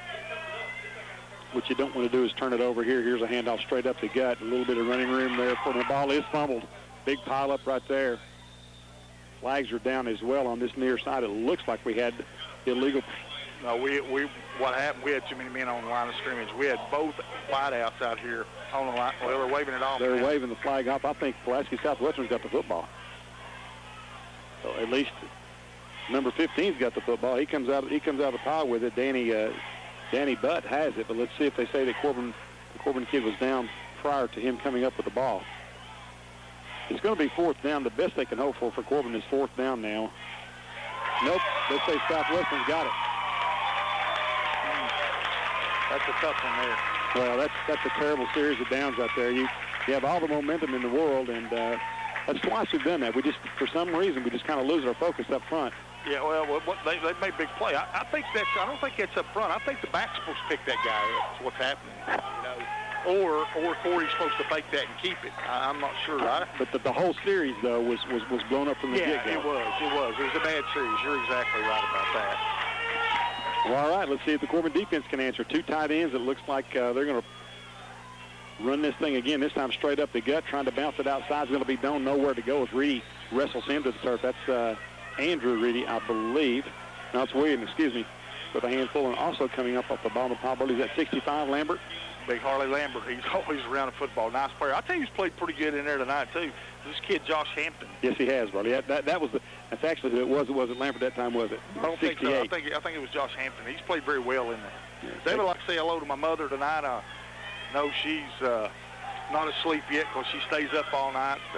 Got a little battle with some pneumonia, but listening to us again tonight. Yeah, God bless her, and our prayers are with her. Handoff left side, Doan. Not much running room as he's going to be cut down just over the 45 to about the 46. Will bring up third down and probably about 5 or 6 for Southwestern. Clock continues to run. 9:34 to go. Corbin on top, 14-10. Well, the Hounds really squandered an opportunity there. Is that they had it 1st and 10 on the Pulaski side of the 50 and didn't even get the punt. You were hoping. I was hoping we don't turn it over. At least we'll get to kick it down there deep and look for some type of play action right here, Dave. Pruitt moves up under center on 3rd down and a long 6. Back stacked in an eye behind him. They fake it. Here goes Pruitt rolling to his left, sets up, longs down the left sideline. He's got a receiver right there. It's going to be caught. A beautiful throw and catch, and that is going to be Kyle Nall. It's about a 30-yard gain right down the left side. Yeah, we just got beat over there. It was play action. They faked it up in there, and we bid on it. Those one of those, I think, you're not worried about if they get the first down. You don't want them to have the big play, and that's exactly what happened. So that's a great throw. Again, moving to his left was Brandon Pruitt, a right-handed passer, and he threw a strike right down that left sideline, and Nall makes the catch. So it's 1st and 10 from the Corbin 27, 8:44 to go. Corbin leads at 14-10. Pruitt now backs out of there, and he'll work out of the shotgun. Doan, the lone setback with him. Now they're going to motion him off to the right side. They give it to Doan. No, Pruitt keeps it himself. Rolls it up. They look to throw it to Doan on the wheel route. It's going to be up for grabs. It's going to be caught by Doan. All the way down inside the Corbin 5. Tucker Jewell that time, Burley, on the coverage. And Tucker came up when he did. Doan had a full head of steam going, and there was no help over the top that time. No. But they isolated this over there on that particular play, and that hurt us. You know, that wheel route is such a pretty play when it works, and it's not Tucker's fault, actually. There was supposed to have been some help on that backside over there, and nobody there to give him any help. Well, they overloaded this side over there, so they put him in a one-on-one situation. They faked it to him and then just ran him right out of there on the pass. So 1st down and goal from the 2. Pruitt moves up under center this time, lowers his head, takes it up the middle himself, and a big pile up. He might have gotten a half a yard or so. I don't believe he got into the end zone. Again, Big Hampton and Lambert getting up off the bottom of the pile down there. Well, this would be a great time for a goal line stand here for the Hounds, or a turnover even. Clock moving, 7:45 to go. Corbin leads at 14-10, but Southwestern's got his 2nd goal from the 2.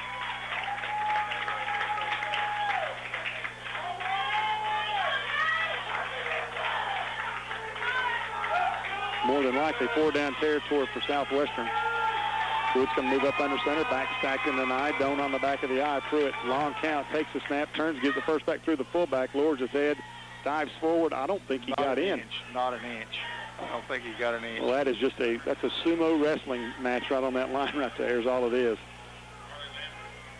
Harley Lambert winning that battle. They might have progressed the ball forward a half a yard. What are we on, about the half-yard line down there? I'm thinking it's about the 1.5 line. 1.5, okay. Yeah.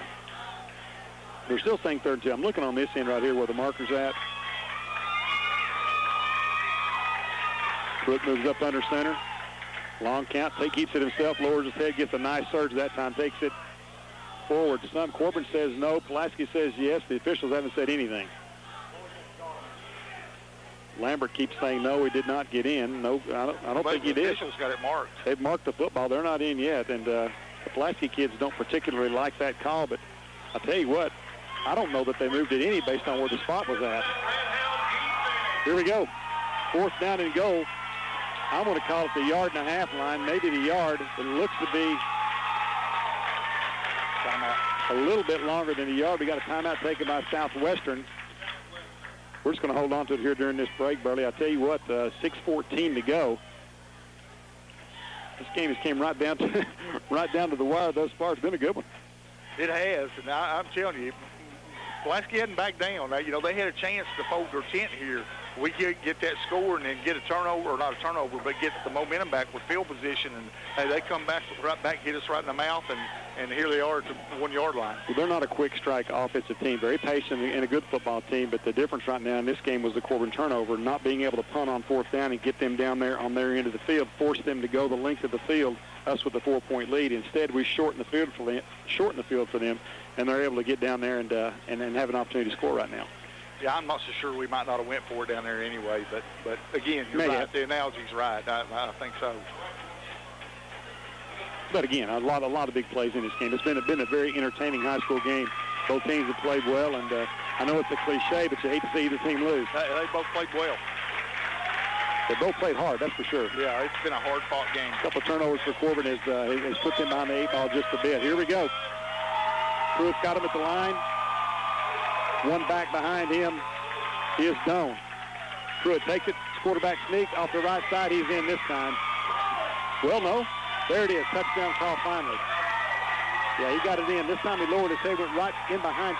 Rather than go behind the center, Burley, he kind of sidestepped and went behind his right guard. Yeah, and he did. He got in, man. That was a good push. Well, they stuck with what they believed in. They ran it right up the gut 4 times in a row. They're not fancy. They're not fancy at all. They play football. They block and they tackle.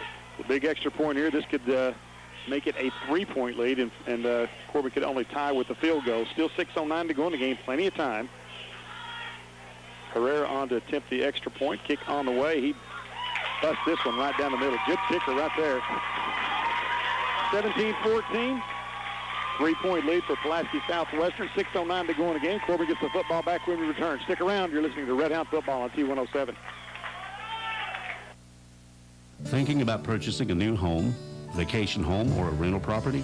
Then Whitaker Bank is your bank. With low rates and a team of experienced loan officers, financing your future is easy. Just visit us at any Corbin or Williamsburg location and ask how Whitaker Bank can assist with a loan to fit your needs. Whitaker Bank, uniquely Kentucky. Member FDIC, an equal housing lender. We're the ones who live in the moment. You know, that moment when you open a Pepsi and hear the music. We're always up for a good time. This isn't our first rodeo, or our last. We're the ones who can't stop. And never will. The beat starts at Pepsi.com. Pepsi. Live for now. Herrera set to kick it away to Reedy, Kopic, and Carter. They're inching forward. Reedy's the furthest back at about the 10-yard line. Kopic and Carter, I think they need to come on up. Just outside the 15. Herrera approaches. It is a low squib kick. It's going to take several bounces. Picked up on the fly by Kopic. Starts at the 25-yard line, reverses the field, left to center field. 1 man to beat. He's up the right sideline. He's at the 50. He's going to be tracked out of bounds and knocked down at the 45-yard line, maybe the 42. Good run that time by Kopic. Corbin set up in good field position. No flags on the play. 1st and 10 at the 42. And I see Larry French down on the sideline, takes his hat off and just shakes his head and says, my goodness. Well, you got 24 seniors, David. You got a senior quarterback. You got somewhat of a veteran offensive line. You're supposed to come right here and come back and at least tie this thing. So I'm anxious to see what the Redhounds do, because it's gut check time. I mean, this boils down to who wants to win the football game the most. You got plenty of time. Burley, we haven't seen a lot of Kenny Hopper here recently, or in this half at all. Maybe they try to get it in his hands. I think we've thrown one pass his way. Here's a handoff right side. Nance's got a little bit of room, then he was hitting stacked up immediately. Well, it looked like he had a nice hole there, and he was stood straight up after a gain of about a yard. Yeah. I don't know if our back went the wrong way or what, because we had a lead back just standing on this side, and then Nance took a pretty good shot right there.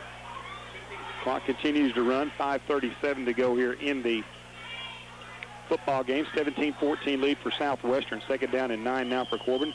Hounds taking plenty of time in this huddle. I tell you, I don't know that we have enough time to squander this drive, hold them, and get it back. So you certainly want to be sure of what you're doing. Browning out to the left side. Taylor working out of the gun. One back flanking him to the right. Taylor looks to throw. Got some time. Now he's chased out of the pocket. He's going to be hit and dropped. Throws it up for grabs, and it's caught. But I think they're going to say he was down. Yeah, don't throw that one, Corey. That's not what you do right there, because that could have been KB bar the door.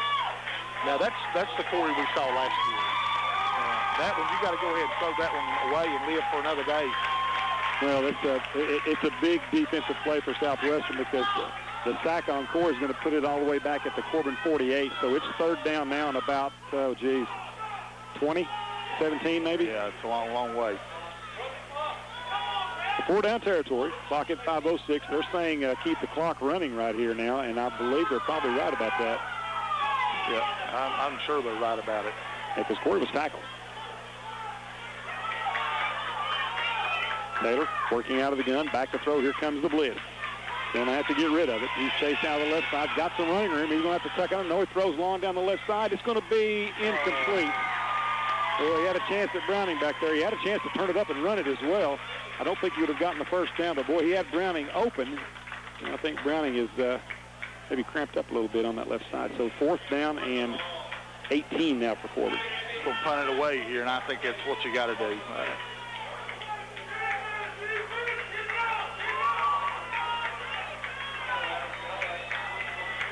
Pretty good throw that time by Corey. He was under duress the entire time, chasing him out of the pocket. Yeah, Browning had enough for the first down. We just couldn't get him the football. That's a tough throw by Taylor. Corey takes the snap, steps into the kick, and it is a high kick off the right side of his foot. It's going to go out of bounds at about the 30 maybe. The Southwestern gets it back. 4:49 to go. I believe Corbin still has all three timeouts. All three timeouts. Plenty of time left in the game. But you got to stop them. I mean, that's the first order. You got to stop them. That play was, that whole series was kind of, the tone was set on that first offensive play when they stood Nance up there. He had nowhere to go. And you start working out a second down and long, it kind of closes your playbook just a bit. But you have to give credit where credit's due. That's a really good defensive stand by Southwestern. Hey, they knocked the fool out of us is what happened. Yeah, that was really good play. Good defensive stand by the Warriors. 17-14, Southwestern on top, 4:49 to go. First and 10 for Pulaski Southwest, working from the Corbin, from their own 35. And we've got movement on the line. I think we may have been offsides that time. I think so. Nope. Illegal procedure. We must have been drawn off, so makes it first and 15. I don't think the folks on this side of the stadium agreed with that call. No, I don't think so. I probably, if I was sitting over here, wouldn't either. I wouldn't have either. I'll be honest, I didn't even see any movement, but I wouldn't have agreed just because of who I'm for. It's been a slobber knocker, David. It's been a good high school football game. And, you know, again, we said it earlier, it's a cliche, but you hate to see anybody lose this game. Bruce's going to work out his shotgun now, backs to either side. They give it off, and we got flags coming down again this time. That time I thought I did see Southwestern move. Yeah. Yeah, the back to the left of Pruitt got a little bit of a head start. Matter of fact, he got such a head start, he almost missed the handoff. If you think they're upset a minute ago, wait till now. Well, that one there was pretty obvious. But you're right, they're upset.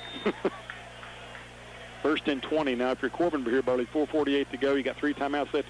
You got to get the football back on this series. Oh, there's no question about it. There's no question about it. You can't let them out of a first and 20 hole right here. And they're not going to panic. They're going to do what they do. And they're going to run it three times and run as much clock as they can and then punt it away and rely on their defense. If they happen to pick up the first down, so be it. Pruitt working out of the gun. When I say that, he drops back to throw, sets up down the long pass down the left sideline.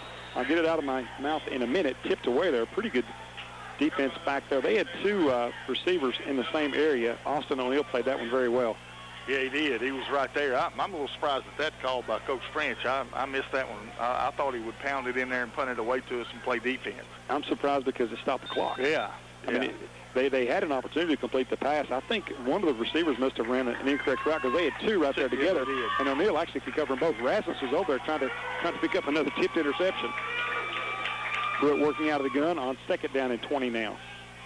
This time they're going to leave it off with Doan. He's trying to get around the left side, not going to make it. He's hit and hammered. Good play by O'Neill. Again, tracked down on the weak side by Reedy. I'll tell you what, William Reedy's had a nice game, Burley. He has. William's steady again. He's another one of those kids like Dalton Anderson that just gets it done out there. And both of those guys have played really well tonight. Clock continues to run down to 4:20. Let me ask you right here on 3rd and 20, why do you not spend a timeout right now? I mean, why? I guess my question is, why is the time later on more important than it is right now? Yeah, I don't know. I don't know. I never was smart enough to figure that out. Because I don't either. But you're right. It's time either way. Well, they're getting 20. They're going to get 25 seconds off this clock here before they snap this play. Pruitt hands it off straight up the gut. No room for Doan. He's going to be hit and knocked down at the 25, 26-yard line. 4th down and a long, long way to go. And now Corbin spins the timeout. Again, Dalton Anderson on the stop. I thought he might have knocked that football loose there, Burley, for just a moment. 3:54 to go. Corbin's going to get it back. Hopefully in pretty good field position. Yeah, hopefully Kenny Hopper can go to the house. Yeah, 17-14 is the score. Let's set the stage for you here. Southwestern on top by 3. 3:54 to go. 4th down and about, we'll call it 18, maybe 17 for Southwestern when we get back to action here. They'll be kicking it away from their own 26-yard line. I think right now Corbin would be thrilled to get that ball, to have that ball back at the 50-yard line, 1st and 10. Mm-hmm. And I think they will about there, because I don't think they're going to kick it to our punt returners. They've not allowed us to return kicks after Kenny returned that first one. Well, a couple of penalties benefited the Redhounds right there, Burley. A couple of procedure penalties backed Southwestern up and really kind of closed their playbook on them just a bit. Tucker Robinson is the kicker. I think I've called him incorrectly all night long. I said it was Coggins. It's number 7, not 6. I'm not great with my numbers here. Can't see you in your old age, buddy. Easy now. It's funny. You would think just the opposite. You would think you couldn't see further away when you get older. It's up close. Further away is okay. Robinson set to kick it away. Back deep is Hopper standing at the 40. Steps into it and kicks it straight out of bounds. That was going to hit at the Corbin 47, 46 maybe. That'll be the 47-yard line, so just shy of the 50. Hounds are going to have it 1st down and 10. 3:47 to go, so still plenty of time. It's up to the Corbin offense here. And this is where, win, lose, or draw, this is where you're glad at this point in the game you got the kind of offense Corbin has. You do. If you're the Southwestern kind of offense where you rely on the grinded out kind of thing, 3:47 may not be enough. Well, I think you're glad you got the kicker that you have right now, too. This kid's capable of kicking a 35-yard field goal. So, that plays into this factor, too. You go back to last year in this game, if I'm not mistaken, it was an overtime game last year. If we get a chance to kick it for the tie, I bet we fake it.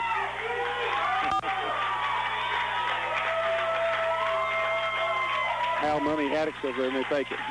I'm not predicting that. Hey, Justin's not going to roll the dice. We'll see what happens. We got to get down there first, though. Here we go. Hounds have it 1st and 10 from their own 47. Low snap, fielder. They get it out right side to Kopic. He almost fumbled it and threw it away. Wow.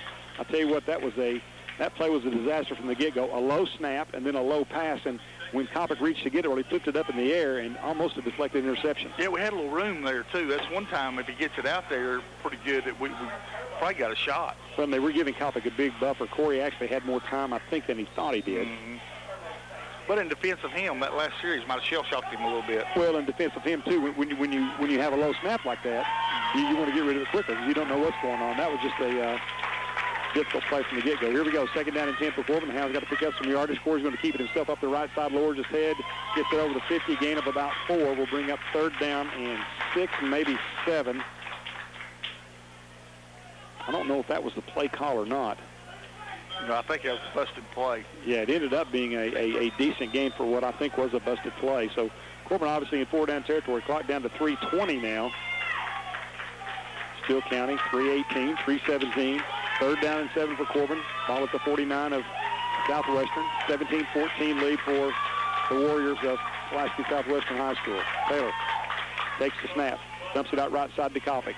He's in the flat, turns the corner, trying to pick up some yardage, loses the football out of bounds, but there's a flag. They jerked him down by the face mask. You're exactly right in front of the Corbin bench, and that's a bad place to face mask somebody in front of the opposing bench. Yeah, I hate to see Jake get face masked, but it was a good time for it.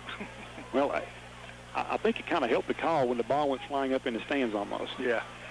This should be a 15-yarder, Burley. We'll see what happens. Was he going to have the first down? I don't think he was going to have the first down, was he? No, he was not going to have the first down. He was going to bring up 4th down and about 4, but now Southwestern thinks it's a big one. They're walking back, and the striped shirt needs to keep on going. There he goes. It's going to be a 15er. Yeah, start all over again. That's new life. Here we go. And it was, too. No argument from even people over here on the Southwestern side.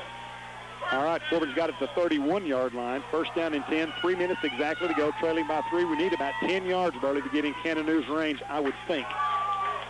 We need about 31 yards to win this football game. Taylor in the gun. He's directing traffic, gets Drew Carter over where he needs to be. Now the left side, we got Sevier and Browning. Taylor's going to keep it himself, lowers his head, and fights forward for a short gain. And again, that's just a read by Corey.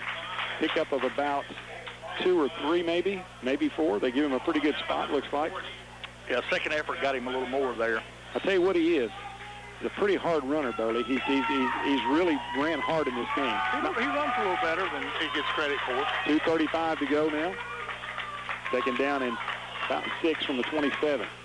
Taylor takes the low snap, takes it, shuffle pass off, gets it to Carter, I think. Is that Carter? And it's going to be Kopic. He's hit and dropped out the line. Not much room there. Corbin may have to take a timeout here. Clock down to 2:20. This is a very big play here, a third down and about long 5. Yeah, I think you got to start thinking about a timeout here. Well, you know, let's look at the ball's on the 27, so that's going to be a 44-yarder from right there if you kick the field goal from here. No, you can't. I don't think you can kick the field goal from here. Well, no, I don't either. That's what I'm saying. We're about 10 yards shy. Clock down to minute 55. Third down and 5, obviously 4 down territory. Let's see if Corbin has that one play they may not have shown yet tonight. Taylor takes the snap, looks to throw. Sets up, got some time, fires long for the end zone. Has got a man out. Just caught! Touchdown, Corbin, Drew Carter. Carter takes it into the end zone. What a throw by Taylor. Corbin takes the lead. A minute 42 to go. Wow, that was a fingernail from being intercepted, Burley. And Carter made the catch, takes it in the end zone. His second touchdown reception of the night. Hey, again, I thought it was picked. He threw it really the only place you could throw it and catch it. Wow, what a throw and what a catch. That answers your question, Burley, about would Corey be gun-shy about putting it up in tight quarters. He didn't. I mean, he's shown senior leadership tonight.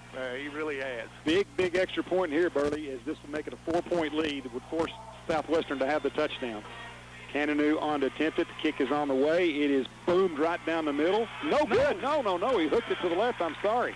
He hammered it, but now that puts Southwestern right back in the game here as a field goal will tie this thing up. Wow. Hey, the guy keeping the scoreboard over there thought it was good because he put 21 on the board. I thought it was good, too. But yeah, they had a much better look at it than we did. No argument from anybody on the Corbin sidelines. He obviously hooked it left. From here, looked like he boomed it right down the middle. Well, you got to cover on this kickoff. It's a big thing you got to do here. Well, let me ask you here, Coach. Let's do a little strategizing. Do you squib this thing and risk giving up good field position, or do you go ahead and kick it deep and risk giving up the long return? I think you go ahead and kick it off to them. And here's why. If you give them good field position, you know they can get in field goal range. Here you still don't know the unknown. Well, I don't think Doan has returned kicks tonight. It's been 12 back there, but pretty much by himself, Kyle Nall. He's got a touchdown catch. He's a good player, but this time they're going to send Jordan Doan back as well. I think if you're Corbin, and nothing against Kyle Nall, but you want to keep the ball away from Jordan Doan if possible. Cannonou has it teed up to 40. It would be a nice time for him to get one to the end zone. I'm looking at the flag down there. It is not moving at all. Minute 42 to go. Corbin up 20-17. Cannonou approaches, kicks it long. High end over end kicks. Going to drive. Doan. He fumbles it back inside the 10. Still can't pick it up. He's in a bit of trouble at the 5. Going to be hit. Breaks the tackle. And he's hammered inside the 10 all the way down at the 8-yard line. Wow.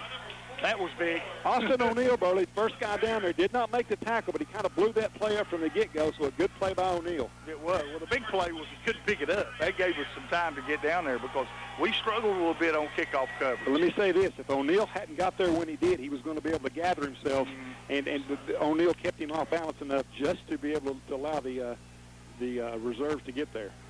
I'm telling you, what a good football game. The Cavalry showed up just in time. And what you got to do here is you got to really keep somebody back deep here. You're playing the clock as well as Southwestern. Corbin leads by 3, minute 33 to go. First and 10 for Southwestern from their own 9-yard line. Pruitt's going to work out of the gun. You better find number 2.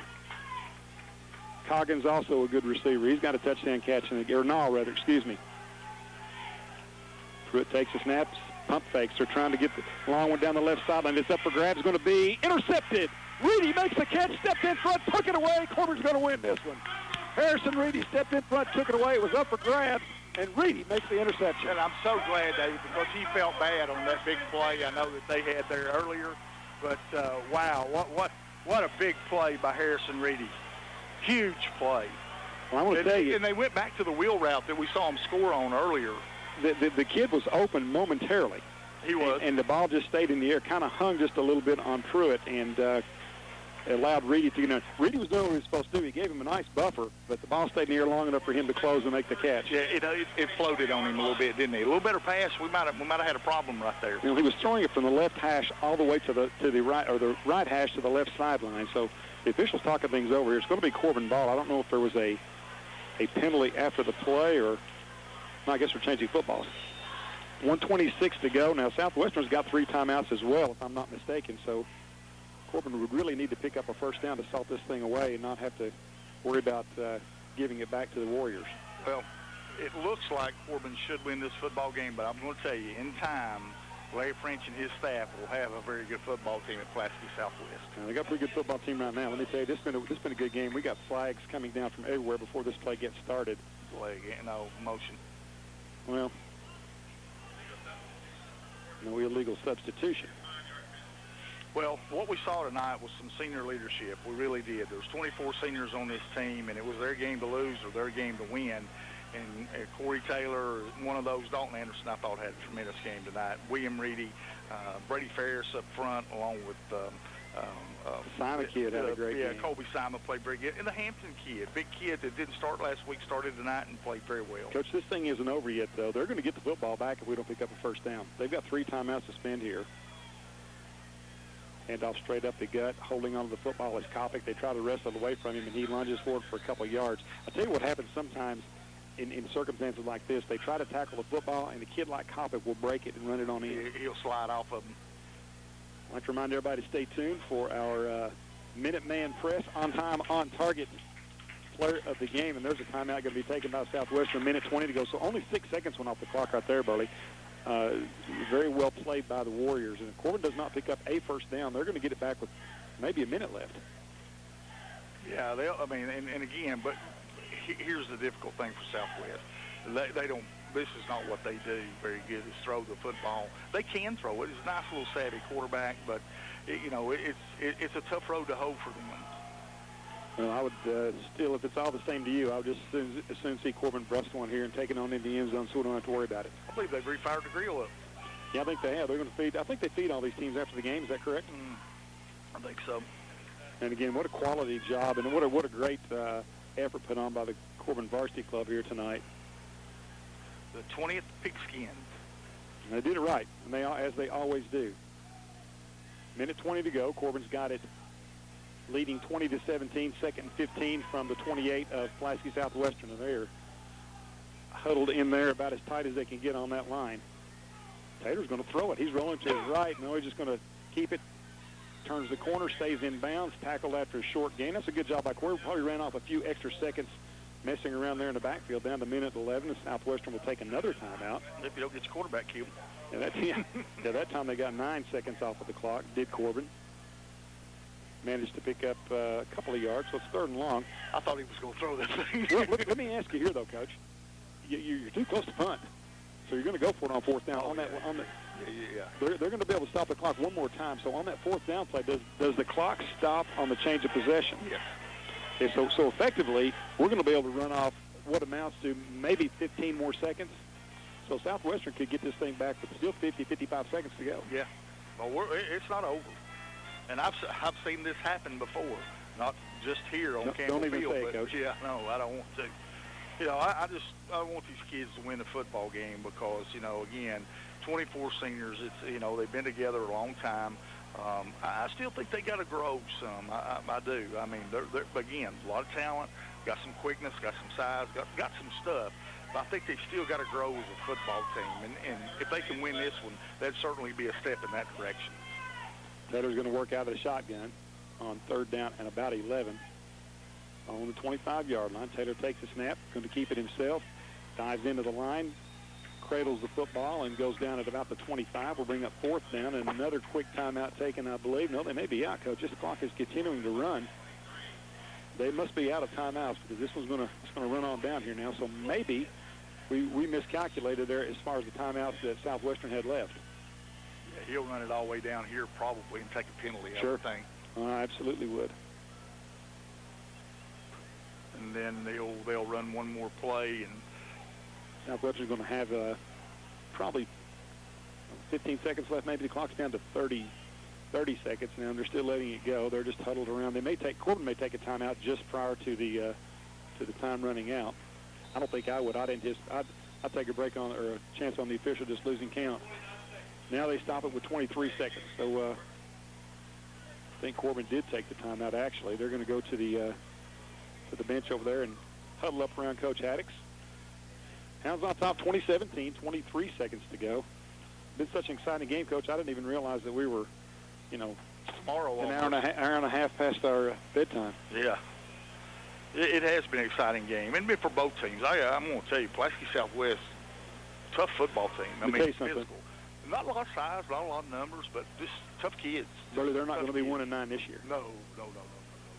It's a good football team. No. They brought Larry French in there for a reason, Dave. He's a good football coach. He's a good man. He and his staff, they handled Somerset. And then, hey, this was a very winnable game for them. I mean, that play could have went either way there when we scored a touchdown, and still got a little something here too. 3 touchdown passes tonight. Is that correct? I think so. They centered on the punt to Taylor. He's going to run around back in the backfield, then goes down, loses his footing. Oh, my goodness, all the way back at the 45-yard line. So I don't like that. I don't want to start coaching. I don't think he meant to do that. I think he meant to actually punt the football early. Yeah. And they closed on him, so we lose 20 yards on the play. You got to go ahead and punt that thing. Yeah, I think he was maybe trying to run some time off, but had he punted it, may have gotten blocked. Keep in mind, we're only a field goal ahead here. I don't like that at all. Well, there's 17 seconds to go. Now they're going to get the ball back at the 42-yard line. That was kind of an unusual thing. We need to get somebody back deep here. Pruitt's going to work out a shotgun back, flanking him to either side. So another opportunity here for Southwestern. Pruitt sets up, goes on down the left sideline. It's going to be batted away. Good play that time by Reedy. Again, dropping deep off of his defensive end position. William Reedy gets a hand on it, and big paw out there and swats that one away down to 11 seconds. Well, we're backed way out of there now. I tell you what scares me in a situation like this is that little back getting in space here. Well, because we're kind of spread out and we're way back in there, and he's a kid in space that can make you miss. Well, we've got 2 safeties back deep, but Burley there at about the 40-yard line. Rasmus moving up now. O'Neal angling more towards the center of the field. He is well off the flanker. Back to throw is Pruitt. He sets up, fires it across the middle. It's going to be incomplete. Boy, I thought he had 12, too. He was trying to get it to Kyle Nall, and O'Neal broke for the interception and had that ball. That play similar to Corbin scoring right there. You cut in front of that guy, and if you make the play, it's great. But if that ball had gotten through, potentially it could have been problematic. But down to 6 seconds now. I still would love to see us have somebody back about that 20-yard line. Hey, we got some confusion right here. This old snake in the grass play right here. Look here. We've not picked this guy up over here. Okay, now we have. Now he's coming in the game. I think he may have been the one confused there. I'm not sure. Pruitt back to throw. Sets up there trying to run the old wheel route. They give it to him. Now they're going to lateral the hook and ladder. He's into some open territory. He's going to go up to the left sideline. Game's going to be over. Did we face mask him? And ball game is over. Ball game is over. And Larry French wanted the face mask. I'm telling you, I think we may have got a piece of his face mask up the right sideline there, Coach. It was close. I told you he in space was dangerous. That kid almost broke it. The tackle was made at the 25-yard line. Game is over. And I'm going to tell you what, that was the old hook and ladder, Burley. And a great play that time as they get to Jordan Doan. He had one guy to beat, and I'm not sure we didn't clip his face mask just a touch.